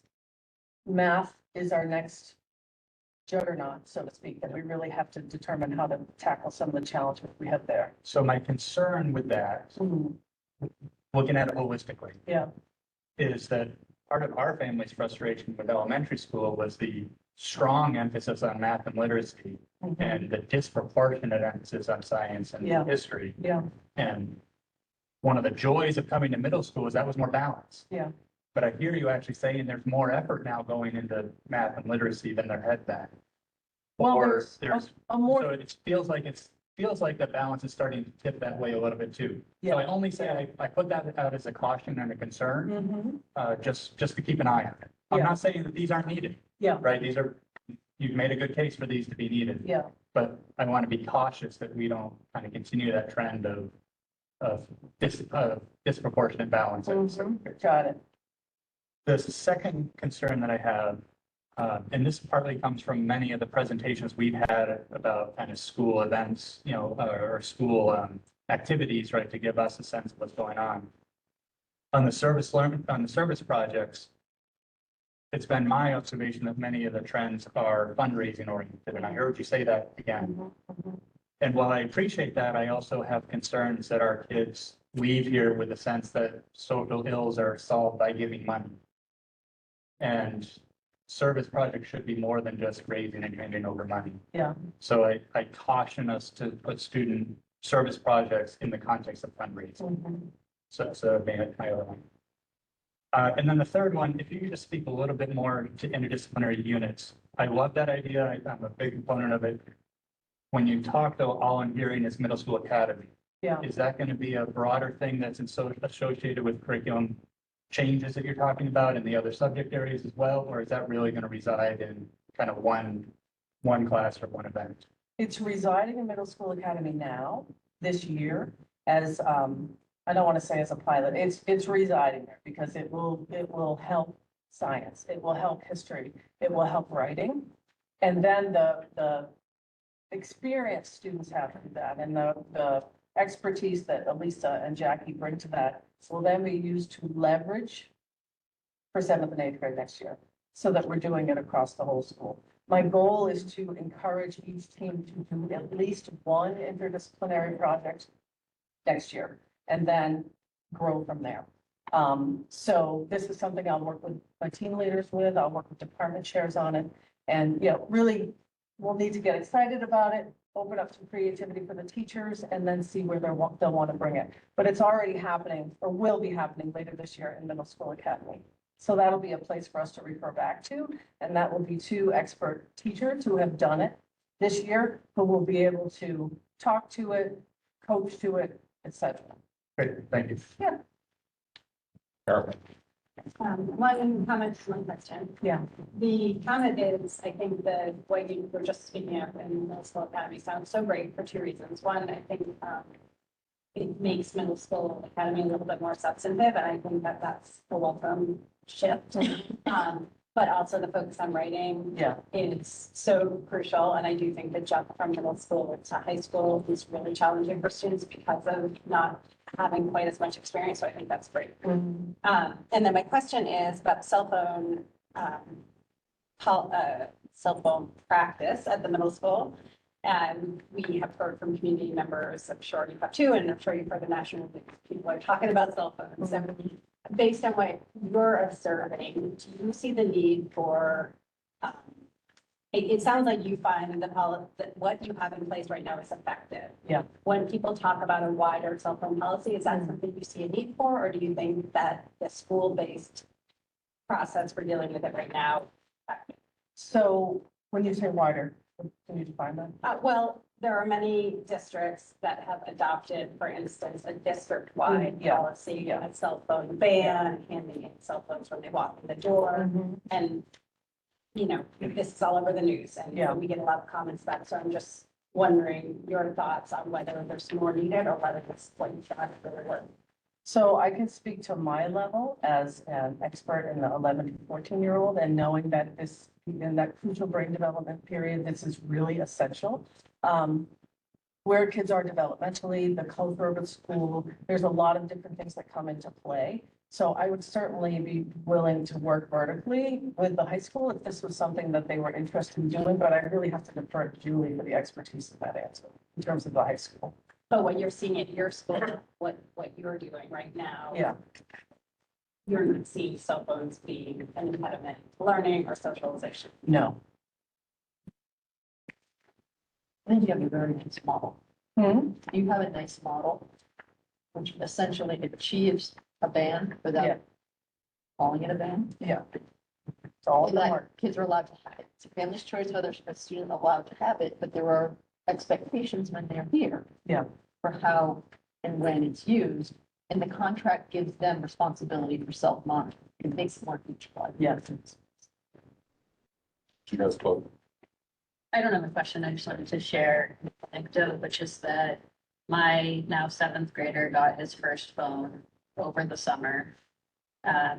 Last year, he had a smartwatch, which he did text me from in the bathroom multiple In the times bathroom. about bringing his planner and his book and his homework and X, Y, and Z. This year, I got my first phone call from the office Oh, from good. him. And I have actually noticed that since school started, he has been leaving his phone at home more often. On purpose, like when we go out places as a family, he doesn't have to keep track of his phone and he's not glued to it in the way that he was over the summer when it was new and exciting, and I appreciate the break. Yeah. So thank you. Sure. What Joe and I said to the kids when we were talking to them about this is, we told them the why, we talked about their brains, we talked about social emotional health, and what we said was, right now, this probably is like, you know, you don't like this, but what we're hoping over time is that you're going to start to notice that your anxiety levels lessen a little bit, and your fixation on different things comes down a little bit. And anecdotally speaking, I can see that starting to happen. Our recess monitor is someone who's with the kids in the morning when they have their phones and at lunch when they don't have them, but she said she's noticing a little bit of different energy as well in the cafeteria in the morning. So we're hopeful that if they can learn this lesson young, because it's such an important lesson, that hopefully that will carry them into future years and they'll have more a healthy balance with it. Sure. I have two questions. So the first is, can you, so YRBS is the next survey schedule happening this year, and can Yeah. you speak to, survey with her? Yeah. So YRBS is every other year. It's 7th and 8th grade. SBIRT is every year.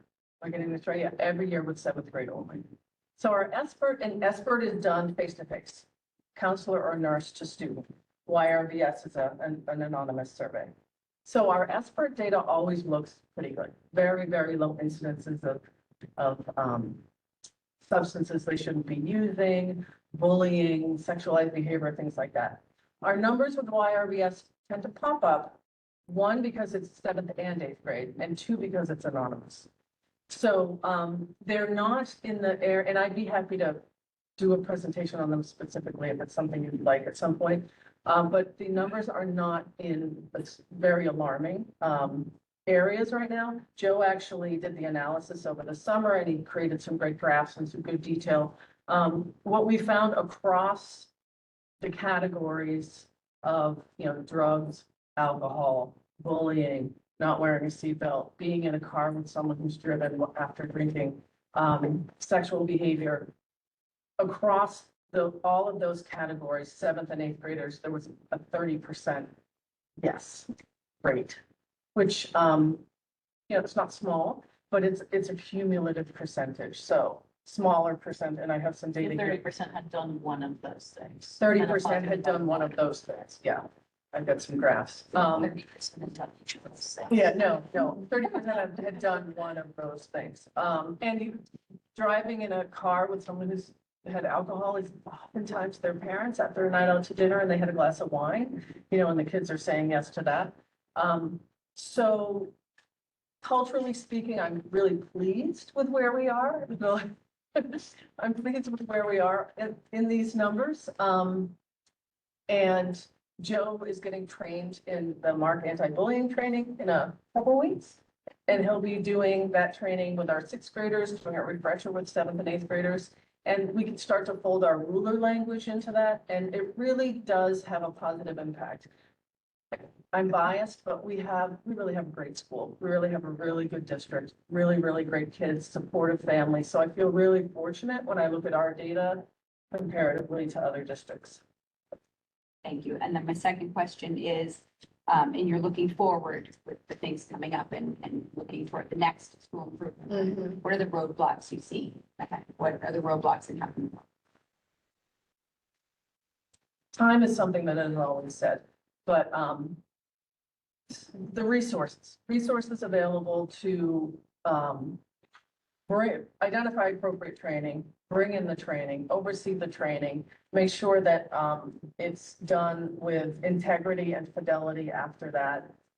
Figuring out appropriate accountability measures to ensure that, you know, it's happening and it's happening effectively. The evaluation system can be used. That was a way that we really got ruler embedded into the school. We wrote a school professional practice goal when ruler first came in, and we did that. So I can envision doing that with with iReady data, with MCAS data, particularly in the math and English and science areas, helping teachers write goals, making them very, very data specific and measurable, having them identify specific students and not broad, you know, my X grade will do X, Y, Z, but really working with them with our specific student data and saying, the goal should be this, and this should be the cohort for this goal, and then working it that way. Did that answer you? Sort I was of rambling. time, sounds like. Time and the focus and the consistency of it and not taking our eyes off the goal. Yeah. In the end, because what I've learned over the years is the need for the repetitive coaching and supervision and staying on top of it from a supervisor perspective is really paramount. And depending on any given year, that we can go off this way, you know, because something suddenly happened and we're focusing this way. So I'm really looking forward to doing it as a team with Heather and with the department chair so that we can triangulate in a way around the areas that need the support and make sure that actual things are happening to move the student outcomes. Thank you. Yep. I love that point about identifying the specific cohorts of students and delivering the changes and the interventions right away. I Yeah. feel like often we identify needs based on a cohort of students, and by the time we implement the changes, that cohort has moved on. Yeah. And just let the wake of positive change behind them. Yes, yeah, yeah, that's public education too, right? We often work with the rearview mirror, but we do have, I'm sure you're aware of the training or the high impact tutoring we have through Imagine Learning that's provided to us through the state. That's happening at the fourth grade and the eighth grade levels. I know our seventh grade cohort is one that could use some extra supports. I don't want to say that we're going to wait until eighth grade and have students have that high impact learning. That's not what we're going to do. And it's challenging for me to talk about content areas because we're such a small school. And when I talk about specific grade levels and specific content areas, I'm talking about teachers. But I can tell you that seventh grade math is an area where there's a strong focus on the data and a strong focus on what needs to be done to bring those numbers up. So that's a conversation I had the other day, and that's definitely a priority in that content area and grade level. Do you have a question? It was about a smartwatch back School mode. My little girl come in the office the other day, she was proud, showing me it's in school mode. I guarantee you they're nice school. We know that, right? Yeah. Yeah. Very All much. right, thanks. Appreciate y'all. Thank you. How you doing? Yes. Okay.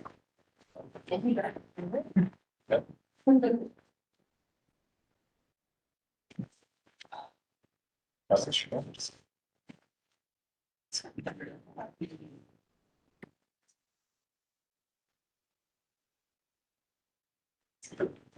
Oh, goodness. I feel like I should have planned like an interpretive dance to present this, both because of the theme and also it's that hour. Get us a little jazzed up. But I didn't, Don't let so, us get in there. I mean, I know, that's something you need a little preparation. It's really, Billable. I'm not the art teacher.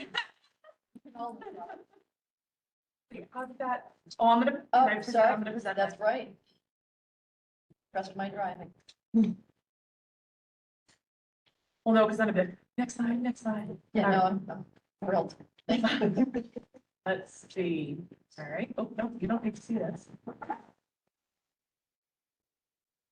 right. Here we go. We ready? Yep.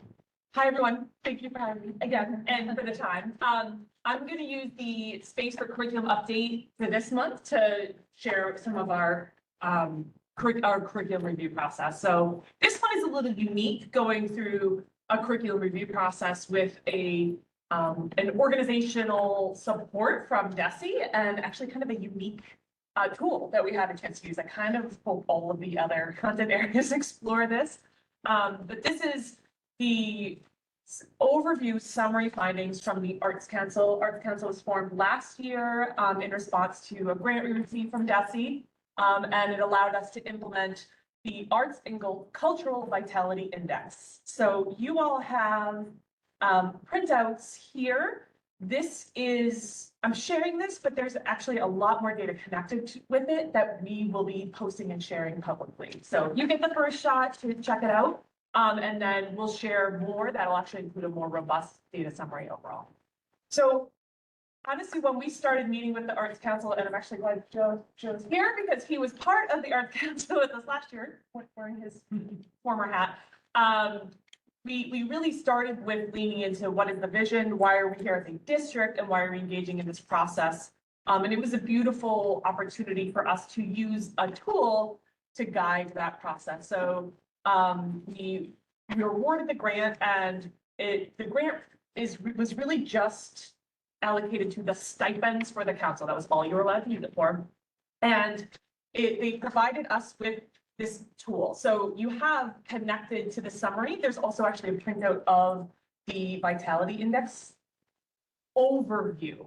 If you actually look at the Vitality Index itself, it's a huge rubric that has lots of components with lots of different measures in it. But you have that just quick snapshot that gives an overview from DESE around what it is and why. It allowed us to form this team, which was a fantastic group of community members, parents, educators across levels, across roles, across schools, and administration to dig into this work. So it was fantastic to work with this group that was bringing such different experiences and perspectives. And everybody at the table was coming in because they had some idea, thought, care around this. But even that was really varied. That was part of what was really exciting for us as a group, was to really get our hands around what we were looking at and exploring. So thank you, and a shout out to that Arts Council. They were phenomenal. Spent a lot of time and did so much work. Our group wrote a shared goal, and the outcome was by June, we would have identified areas of strength and areas of potential need and growth to provide the summary of findings. So you are now getting a chance to see that formally. The group really leaned into the idea that our job was to maintain a district lens while bringing each of the different perspectives that the folks around the table had, and did an incredible amount of work coming to consensus around that work. When I'm talking about the index itself it's a self-evaluation tool that gives you different components and describes what we're talking about as it relates to the arts and cultural offerings within your school district and structures. The goal here, and DESE really emphasizes, it's about vitality, which is really measuring the healthiness. It's not saying everybody should have all of these things fully implemented. Part of what they talked about when we participated through this network, part of the work was actually once a month, we actually connected with other districts around the state who are also using the index within their communities to share strategies and ideas. And Dawn, who is the arts lead for Department of Education, actually came to one of our meetings and led these. It was really not necessarily saying, the goal is not, nor is it expected that you're going to have 100% on all of them. That's unrealistic. And it's not really necessarily what you should be striving for, but it lets you take that gauge of how healthy is your arts and cultural programming. And it lets you evaluate and say, maybe this thing isn't necessarily healthy, but is that an aspect of the program that we are seeking to enhance, or are there others that we want to enhance? So it's really just letting us pinpoint those opportunities for growth. So please do not try to read this teeny tiny font, and just wanted to share that there was 4 different levels of healthiness of each of the indicators. And actually, there were really 5 because there was also a 0 of not at all. So 1 was really attempted, we've started, it's been attempted, maybe it was 1 time. 2 is effective, it's 1 time occasional, but it was successful. 3 is it's established and it's routine. And 4 is that essentially is showing not only that it's there, but it's showing continued growth over time. And the team, in our effort to really be transparent, didn't feel that a 1 was always accurate because there's some that it was a 0. So we actually included some 0s in some of our places, which was more appropriately representative of it's just not in place.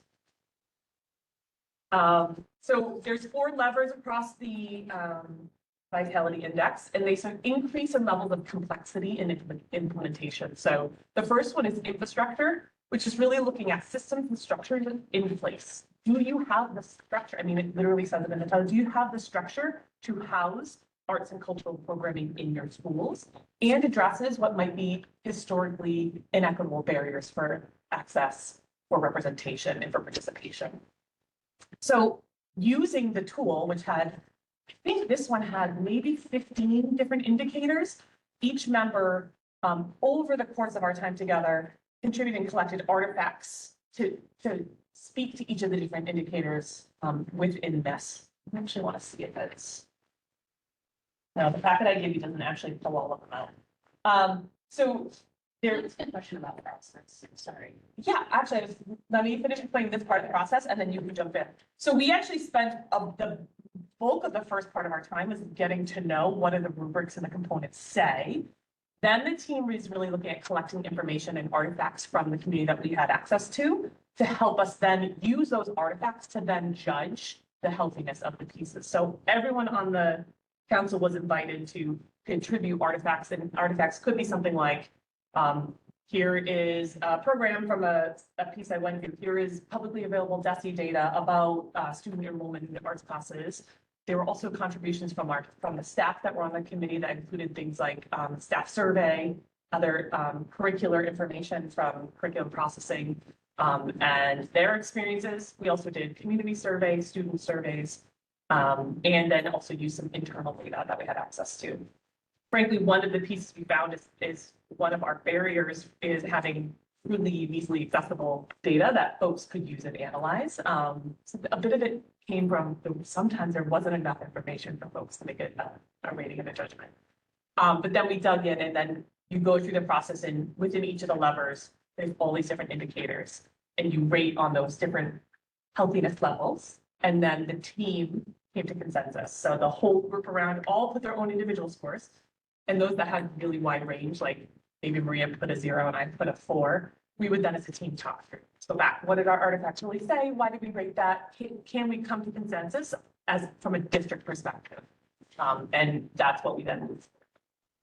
So when you say self-assessment, you mean that the council assessed the district, but used broader, tapped into broader resources in that self-assessment? The self-assessment is Manchester-Essex Regional Schools self-assessed the healthiness of our arts and cultural programming. You got it, exactly. Not like Heather evaluated herself. Personal experience. No. It's they were responsible for. Yes, and right. So that was part of what was on the table. That's what we sort of inherently found, is that we did the work to learn the different components within each of the levers. And then that came up as we were having some of the consensus conversations. It was like, yeah, I rated it low, or I rated it really high, but that was my kid's piece. And now I'm realizing you're saying it's different here. So it sort of unearthed that inherent human process, which the whole council we really good. The best part about it was the conversations that really led us to deepen our understanding and hear different perspectives. So that was really where the rich part is. So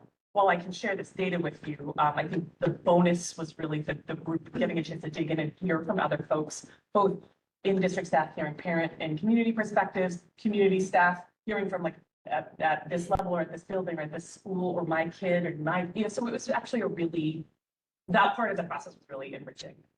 So it was a little bit of both, but the beauty of the group was that we held each other accountable for coming to a district-wide score. Great question. You're welcome. So lever one, the infrastructure, the council rated Manchester-Essex in the developing vitality as at 66.9%. I pulled a few, just part of the piece that I found really interesting in some of the surveys that we did is the story that it goes back to what you just asked me, like that storytelling and the narrative and the experiences it's really hard to say how our arts and then go back to like numeric values. So inherently what we realize is that this is much more of it's an experience, it's a story, it's a narrative, it's a performance as we continue to dig in. So while this is giving you the overview, really, it really is about those lived experiences and opportunities that our students have. And within the infrastructure, these are examples of some of the language that we would see, some of the indicators under the lever. So some of the strengths that we rated higher on are that we have highly qualified arts educators, which always want to shout out our amazing arts educators with not only with their licenses, but advanced degrees in their content areas, that our classes are provided with sufficient equipment and facilities, those are scored really high. Other indicators that fell under this lever were arts as a graduation requirement, for having specific and explicit policies to booster this type of programming. So when I say strengths and opportunities, I'm saying that this is language from the ratings that we rated higher and lower on based on the evaluation. Lever two is opportunity. So when we're using this lever, we're really thinking about this idea of student, family, and staff opportunities to learn and engage in the arts. So it's both professional learning, student learning, and also access. And the other piece that we found really interesting is they were both in and out of school. So it measured not just what Manchester-Essex Regional School District has during the day and after school, but also within the communities that we support and we serve. We scored in 41.2, which is in the beginning vitality rating range. And once again, there was some really interesting perspectives shared from family members, from students, and from staff around the idea of opportunity here. Within this, some of our higher scoring areas were in-school opportunities for learning standards aligned visual arts content and in-school opportunities for learning standards aligned music content. Opportunities, i.e. they were rated lower. One example was standards aligned dance content. So there was a whole line on offering dance, which we don't have any. So that was one that we didn't feel right scoring a 1. That was where we scored 0. Like we weren't attempting, it was not there. And also in-school opportunities for leaders, even though there might be some after school activities. And then another place where we were lower in this lever was staff members provided with arts and cultural related professional learning and collaborative opportunities. And even that, some of the indicators that all staff, like, and it would say in parentheses, non-arts staff have been provided with arts professional learning. So it's a really great place for us to get at. Is that what we would expect? Is that our focus? Jake mentioned that idea of how do we have that? We don't have a hyper narrowed focus. It's letting us really think critically about keeping that broad lens as well. The third lever is participation, and this is looking at engagement and active and equitable participation in arts and cultural programming. And once again, it's looking at all members of our community. So it's not just students per se. And here we are in the beginning vitality at a 42.2%. Again, it's sharing another voice from our surveys, which I think helps create our narrative. And in the participation lever, areas that we scored higher included a high level of student involvement in arts and cultural events held during the school day. Now, when you say events, those could be classes, courses, performances. They could also be one-time events, a trip to a theater performance or connection to my class, or going to an all-school play or production. Another strength is enrollment in the arts classes indicate a high level of interest from the student body. Areas that we scored lower in this lever was all staff members proactively collaborating and integrating with one another about arts and cultural content and applying those strategies. And this is a shout out to our secondary leaders who are inherently doing this work, and they hadn't had a chance to dig into this index, but their intentional focus on the interdisciplinary efforts cross-level is beautifully complementary to the work that this is grounded in, and making sure that that's not a standalone and siloed, that it's really integrated and collaborative. And then also an area that we did not score as high is the enrollment in intro level versus advanced level courses is equitable across student groups. And a bit of why we scored that lowered is having good data that we could really look at over time. That was something that the team did not necessarily feel like we had. And also found that it was variable once you got into the point of having to make some choices within having unfortunately, only so much time in the day. And that again, because that one is an enrollment in classes, you couldn't consider it outside of school. And the fourth and final lever is impact. And this is really thinking about the impact and the effect that the program offerings have on our community. And here we scored in the Developing Vitality Index at a 56.8%. I really loved this quote from a middle school student on the survey of what are the strengths of the theater, art, or music classes, is they are very inclusive and welcoming. So happy middle school heart there. Within this lever, the strengths or the areas that we scored higher on is students' portfolio of work shows measured growth within the arts, and students' school climate surveys indicate a strong and positive response to the programming services. Opportunities for growth here are the student and school climate surveys indicated strong. Wait, that's repetitive. Something much of the glitchy there. Sorry, that one is a strong. That one is a strength. That opportunity first bullet is incorrect. Apologies. We can look at it as an opportunity to get interest will allow us to expand and draw them. I have to find what my correction is. For some reason, I must have overwritten that bullet. Apologies. Another opportunity within the lever 4 is the increasing of arts integration across all disciplines. And once again, that work is happening. So some of the beauty that we saw in the opportunities was some of those things were on the docket and or started and or hopefully planned. So there's some great opportunities. So here's where we landed right in that middle, line. Our final scores across, they gave you like different indicators within the different levers were weighted and all these different, I had a lot of data fun, I geeked out a little. And our overall score was right on that threshold of beginning vitality to the developing vitality, right on that threshold. So lots of strengths and lots of opportunity right in that program point there. So where are we going next? We're actually going to be continuing into year 2 with the arts curriculum review. We have not yet heard if Destiny is able to provide that continued network or funding. So fingers crossed, if they can, it would be great to support. If not, we are committed to continuing this work with the Arts Council. So we will be reconvening the Arts Council in partnership with Destiny and the other districts. And even if it's just more of us one-on-one working with the department as supporting guides, or if it's sort of an organized informal organization through that. We are going to share more detailed findings. So you're getting that like overview, high level. There's a lot of data and a lot of information we have. There's also a lot of pockets that we don't yet have and want to gather. So we're going to be sharing findings with the broader community as well. This is part of that step. We also want to have some listening sessions. So thinking about what don't we know? Where were the places that we've had a lack of clarity? That we could try to better understand. And that could be with students, it could be with staff, it could be with families and community members. But just to really make sure, again, we're getting into that people's experiences that you can't always cleanly measure through a survey or data.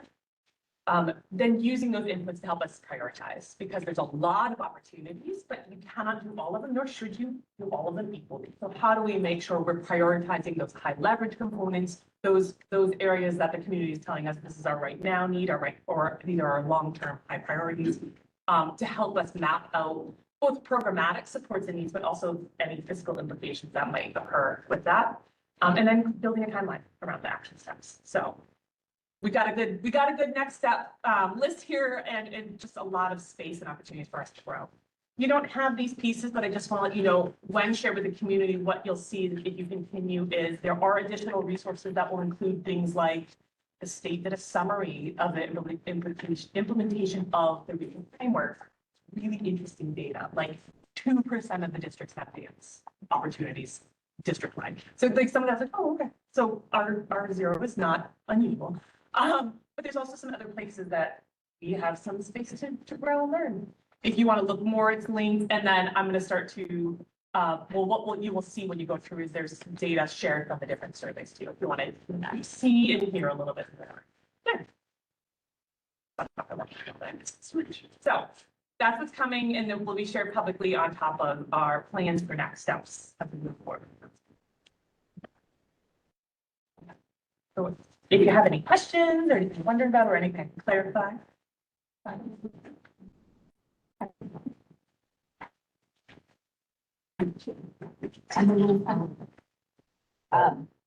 My question is, looking at, and it's very kind of basic and fundamental, looking at the definition provided in the second packet. Yes. Here, of what does arts and culture mean in this context. And so I can see the difference there. Arts is real specific and culture is definitely different from that. So my question to you is two-part. One, do the data offer the opportunity to split that out? And you don't have to answer what the outcomes are, but just is that something that we'll be able to learn from the data that have been collected already? And do you think that the DEI work that has been going on in recent years in the district has maybe brought this up in the culture part that maybe the arts might have lagged and that sort of. Those are my questions. Good question. I have a short answer that's probably not as comprehensive as we're looking for. A lot of what we found in the indicators under each of the levers had them really integrated together. So for example, enrollment in arts courses show equitable enrollment across demographic groups, especially with underserved populations. Or representation in music and arts includes more diverse offerings from artists, musicians, historical. So, so it was really embedded in, which frankly, that's really, I think the answer to the second piece of the work we've done is our understanding around the idea of equity is that it's not a separate thing. It's really inherently built into all of the work we do. In the index really embeds and integrates it. So there were not separate ratings of how are you doing on culture? How are you doing on arts? It's really that lens of that cultural competency embedded within your arts programming, which is essentially how we've tried to do it in other curricular areas, and the index is a beautiful model for us to continue to do it as we look at things like math and science and so forth.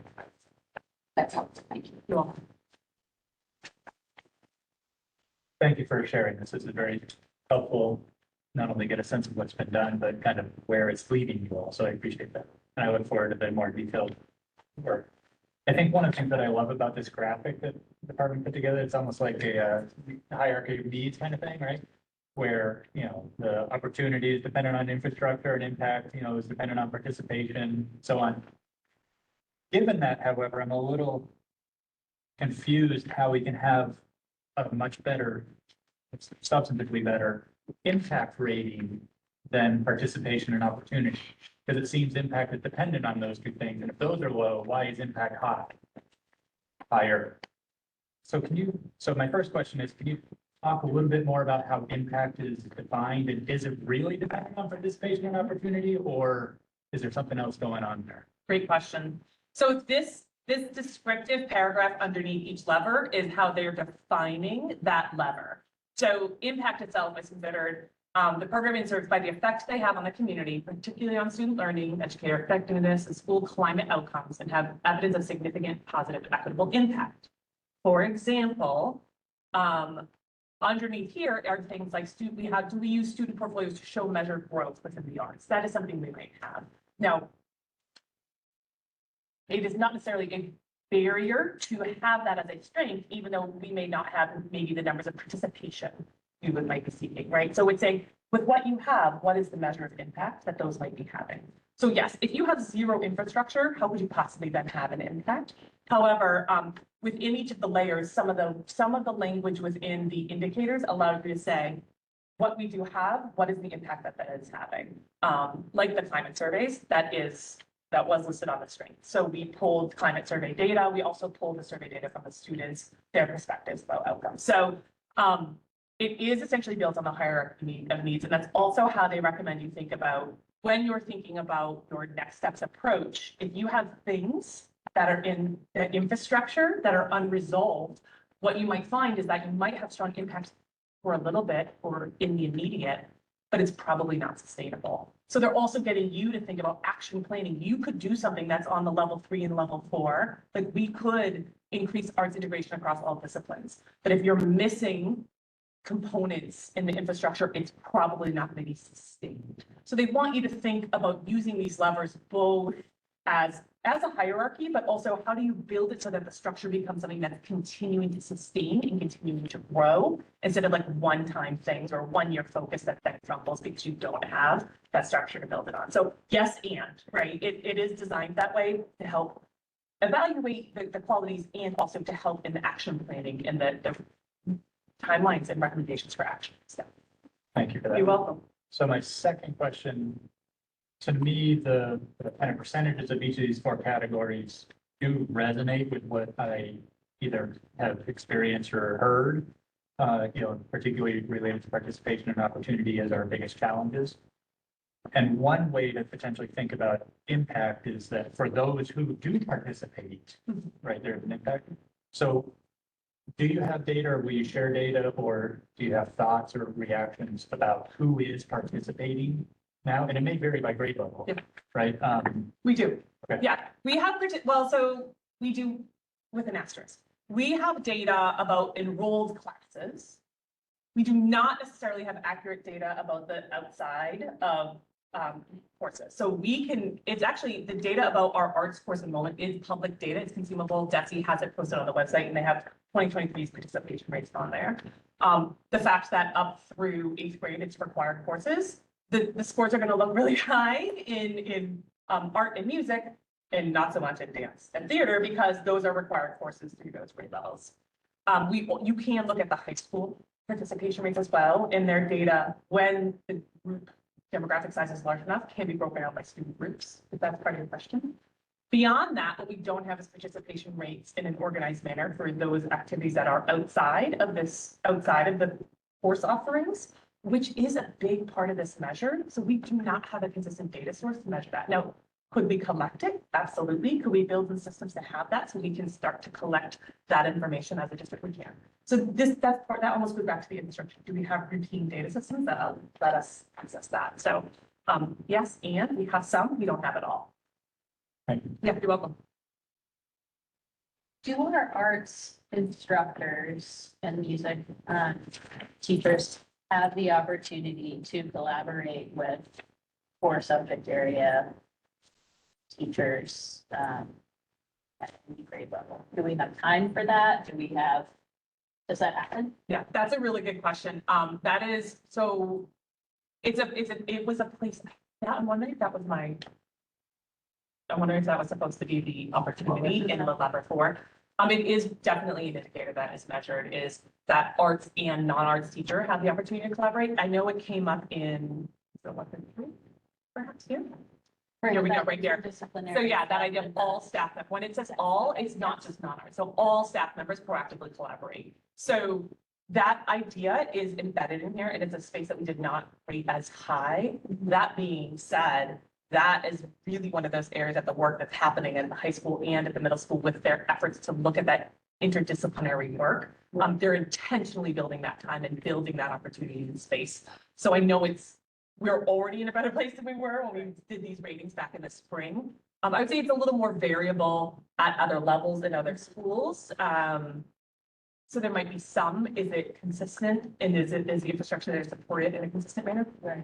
Probably not. There's probably opportunity, but I would not say consistently with intentionality, yeah. Well, and that's another way that participation is difficult to measure if it's happening in a gen ed classroom. And that is something that came up, and that was the beauty of having such a great representation on the team is that where the art teacher had their perspective, she's like, well, I haven't met with an English teacher to do it. And then one of the class teachers like, oh, when we did this portfolio piece, we integrated the watercolor work on the cover of our poetry books. And it's like, oh, I didn't even know. So it was actually a beautiful sharing that happened on the team, even for educators to realize it might be happening, but they might just not always have the chance to talk and share. Well, I'm thinking about some of the things that I've seen my kids create in English class, right? And that they are beautiful pieces of art, but it didn't come from an art class. Yeah, so it might be happening. but it's not necessarily intentionally sustained, which is where some of our lower scores come from. Yeah, it's like the one-time incidents that are great, but not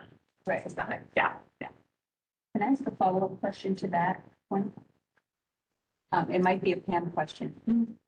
Is that something at the elementary level that was built in and took place readily before we started sharing specialists between the two schools? Like when we had an art teacher at each school, all the specialists at each school, were they able to build that in? I would say that that's still the place that it happens in the spring. Okay. So with the shared specialists, there is time to coordinate with all of the grade level Not teachers a lot and, of time, but there are opportunities. And just, I'm thinking Claudette, I know she does. Yep. Do that and does work with other teachers. okay. We're making less so in 6-12 because of the schedule, for that, for what the days organized. Thank you. All right, thank you very much, John. And I'm thinking we have a chance. I wasn't there on dance day, but we have two embedded. We have both the hoedown and ballroom dance. Well, and I was also there during, they were doing Irish step. And so there's, like, it's not that dance doesn't happen, right? So It's that's, not a defensive response. oh, no, I I actually, don't think this is but in listening to the conversations, there are lots of little things Yes. that it can't pick up because of the Yeah. nature of it. which is one of those pieces of, we could spend more time getting more voices to try to measure it all, but the goal here is like, do we get a quick measure that helps us make those Right. plans? And we feel really well poised to get clarity on the spots we're not sure of, and then to really take it, like, now let's do something about it. We don't want to just measure and admire, we want to take actions.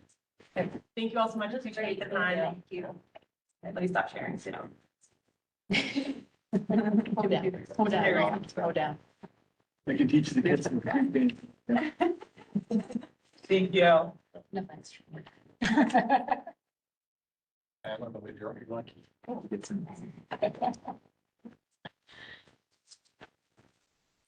Unless we're just skipping. I can do it super quick. I just wanted to acknowledge that we got Essex Elementary was named the DESE School of Recognition, and that is for student achievement and growth as measured through the MCAS. So they are making significant gains toward the targets established for them to make their appropriate growth. So it made me think of when Sheila came in and said, I know we put the resources in the early grades, we should have put them in the 4th grade, we'll have this fixed for next year. So true to her word, I did hear from her. I heard from her when this came out, and we just were really happy that it kind of sets the table for Kim's work there and will allow us to, the instructional coaches weren't going to come in, they were going to be a long-term solution, not the short-term solution. So it's creating a positive situation for them to continue to grow. So that's just wonderful news. Doesn't mean the work is done. It just means, it was a nice recognition for the hard work that was put in last year to move the fall. Two quick, I think I did not share. You're okay with it, I won't. NEASC on site on the 22nd of October. Elementary school, you'd likely be getting invitations to sit on focus groups for that. DESE district review, I just got an email before I came up tonight. We have a team assigned, and it looks like the site visit will be sometime that last week of January on or around the 27th. So that's in motion, and I'm hoping that in connecting with the team over the next week, they'll let us know whether we're getting the full review or the partial review. The MCAS results, our full assessment report is coming on the 5th, which is our first meeting in November.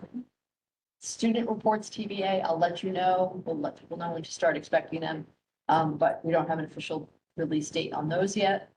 And then I think you covered most of my MSBA updates. Our next meeting is going to be at the Memorial School for a tour because, as you said, a lot of the people hadn't seen the building. And those who have acknowledged such a stark contrast. Some of the members of the team were speaking to that as a catalyst for change and a need for thinking about this beyond just efficiency. And then routine meetings will be held at Essex. I think you reported that in our next meetings on the 22nd. Tomorrow we have our first school committee building tour. 10 o'clock at Memorial School. So even if you said you couldn't come, but you can come now, just we'll meet in the lobby like we did last year. Takes probably 30 to 45 minutes, depending on chat level. You know, that's a positive thing, like we just got the conversation sometimes last year and it takes a little longer. But then we have the middle high school on the 8th at 8:30 and Essex Elementary on the 16th at 9:30. You should have meeting invites. So just looking forward to that and reminding you. I needed to remind myself today. On that real quick. Yeah. What does the attendance look like for that? I know that I'm not able to attend the high school or memorial. I'm trying my very best to make it to Essex, but do we have, And should we do show of hands, like who's coming tomorrow morning? I was supposed to be coming in my camp.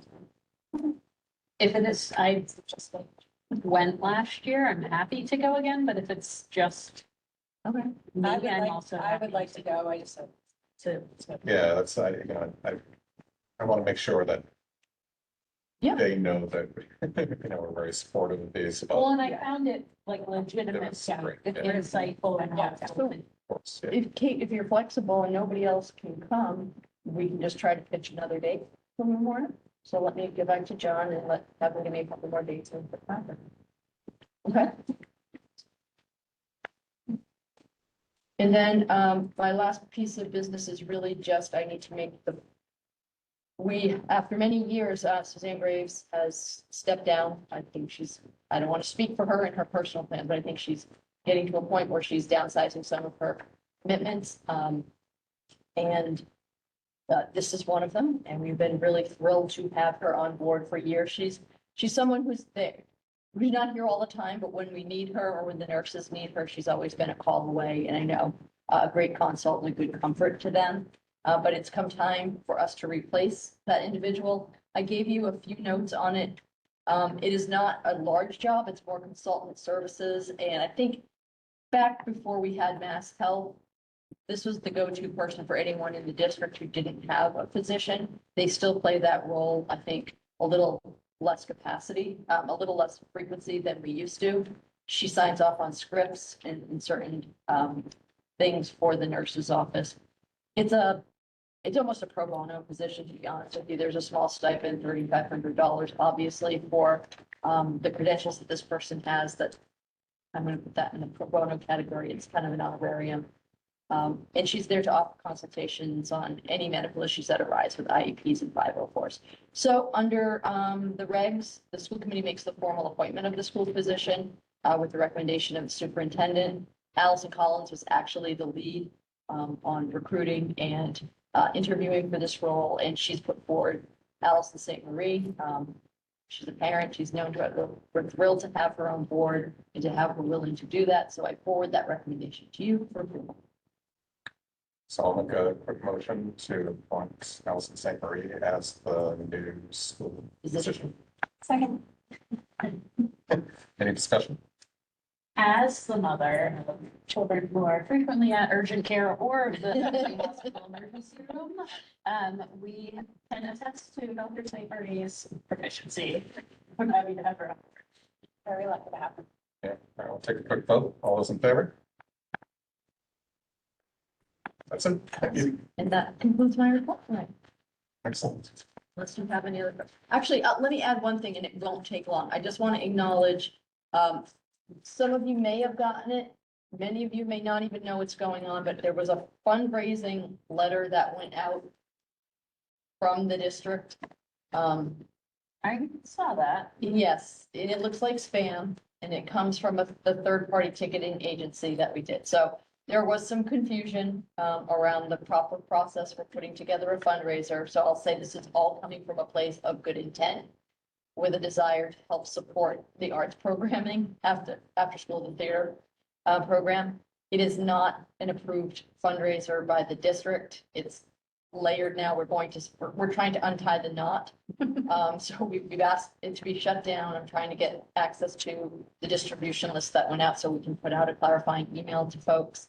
But if you do come across anyone, it didn't technically come from us, but it did come from us. It's just a kind of a big accident. So there should be some letters of clarification going out. It looks like it just generated automatic emails to anyone who bought a theater ticket through that third-party app, which we actually don't own. So again, we'll put this in good intent. No good deed goes unpunished. And we are well positioned to support financially the middle high school theater production.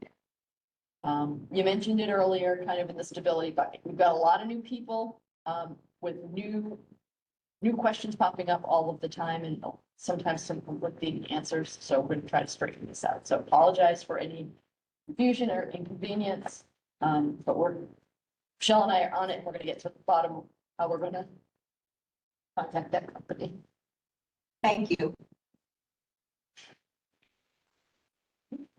Can I ask your comment about the MCAS reports made me think of iReady, and since we have Heather, when will iReady scores? End of this week. Thank you. Any other questions for Beth? All right. So then on to continued business, which is, well, finishing up continued business, I guess, is our school committee goal.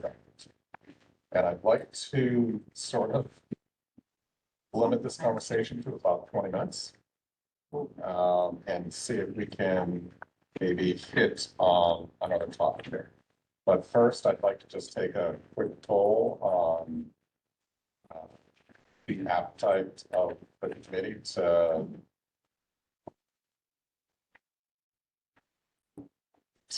I guess I'd like to understand quickly in maybe a minute or less from everyone, just what the actual outcome of this needs to be. I know we sort of ended our last discussion on this.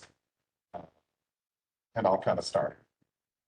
I'm hoping that we can get to like one or two key goals. That does not mean that anything else on our list from our summer bucket list is not important. But I think it's important to really narrow down the scope of this, given our calendar and our work. And that's my, Anna, would you like to next? The goal for this year for the school committee. The school committee goals, right? We started off very broadly. I think it's time to narrow if we can, with the understanding that, nothing on that list is unimportant. So I don't know if this is too broad or too specific, but to improve might not be the right word, but to improve the budget presentation. Yeah. And the narratives, story that it tells. Yeah. I'm sorry, did you want, I think that I missed I think your question. that's okay. So I still feel like we are very broad in scope with our goals. So I'm really just looking for, do we all kind of agree that we want to try to narrow the scope a little bit? To then move forward, right? Not saying that other goals aren't important. And then we can discuss tonight, and hopefully come to, one or two or three top goals for this committee here. But haven't we already chosen the substance of those goals? Didn't we narrow it down to the? Did we? Yeah, we voted at our summer retreat. We chose four. Pam circulated them. They were budget narrative, collaborative town and budget planning, school committee, goals and priorities, initial and academic excellence. Those were the four Right. that we voted on this summer. Okay. And that's what I thought too. And you wanted to have your. No. But in terms of goal development, is this something that we want to keep on the agenda every meeting then? Or have we determined? Can we just confirm if everybody's happy with what we came up with in the summer? First, I don't think we came up with a product. We came up with topics and then we've since discussed it, but I would submit that this is the hardest thing to get a group to do, that it happens each year. But I don't think we have anything to say that we agree upon this at this point.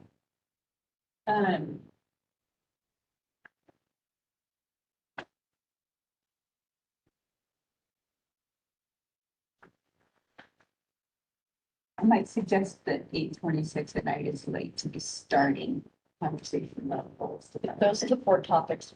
I mean, I agree. I don't mind drafting you like a quasi smart run or smart goal, something that looks like a goal or reads like a goal, and then you can kind of sort of go down on it. Something to respond to. Respond to. And I'm gonna advise, and then I'll shut up and you guys can finish. You should include Essex Elementary project on there in some way, shape, or form. Because that's gonna be, that's one of the major undertakings of the committee. I'll say that personally, I find that we're just spinning our wheels on this point. The work is going to engulf us or is engulfing us anyway, and it's the 4 topics are the work that we have to do. So in a sense, I'm not sure what the goal is going to get us. We're going to do the work the way we're going to do it anyway. I would propose Why that spend a ton of time on it? we take the academic excellence goal and turn that into a 2-year goal with the understanding that come the spring, we may also be looking at key transitions in the district that would make it a time to be soliciting community feedback about what people value in our district and where they see the district's academic trajectory. And I guess I will push back a little bit on the group. The group is supposed to be modeling the development of SMART goals and assessing your goals at intervals and then seeking, potentially, if we want to move to more of a community input or seeking community input on the goals, we tried to do the self-assessment. So we should be modeling through this group what the rest of the evaluation process underneath looks like. So, I mean, I'm super flexible. We can go with very broad goals. We can go with tight goals. We can go with statements of interest. But that's why I think goals keep coming up and are usually part of the summer retreat process. We should be modeling, it all looks like a waterfall, basically, what it's structured. Does anybody, Because your goals are supposed to inform my goals, which are supposed to inform right, any district improvement goals to the principals and the teachers. And you heard that Joanne give the example tonight, that we are doing that on the levels that we manage. Yeah, go ahead. Well, to Kate's point, one of the goals that we came up with was being able to define academic excellence. And we decided that in order to do that, while we can have our own conversations, it's important to hear from at least 2 cohorts, 1 being our students and 2 being our families. And so I hear you, Pam, that we're not just supposed to be soliciting feedback, but I do think that soliciting feedback is kind of key to reaching that goal. That's got to be one of the, when you set a goal, what are your deliverables? I think one deliverable would have to be surveys of. I think we're agreeing. Yes, yeah. Yep. I throw teachers and principals on the list too. So did you guys both have questions? I do not, Okay. I would propose that we've had a lot of conversation about the budget narrative. I feel like, Jake, I don't want to put you on the spot, but I feel like you have had, Yeah, good one, yeah. well, you sort of have crafted that concept. And I think that we've all given a lot of feedback and had lots of conversation about it. But I would propose that you draft that goal so that we have something, like, we can all sit here and wordsmith and, Right. but it will take forever. Yeah. We can do that. I'll volunteer to Essex if you want to say something. Yes, That'd be please. great. And then we have the collaboration and the academic excellence. Did we have an academic excellence one last year? We'll just start from that one. I'll go find it. I'll find the excellence goal and I'm going to send what I have to Erica and ask her to weigh in because Very articulate about. you know what you're looking for. Sure, I mean, we can just, just to kind of get it going. I'll do the collaboration one. All right, excellent. I might reach out to Luana for that. Yep. Perfect. Any final school committee comments?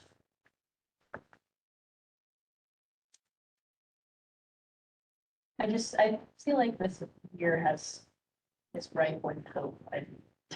I really like no, I feel like there's forward progress and that we're not just harping on what we lost and how far we've fallen behind and what we're going to do to get back on our feet. Now we're sort of looking to the future, right? Where I feel like we're not trying to catch up anymore. And that's a nice feeling to have.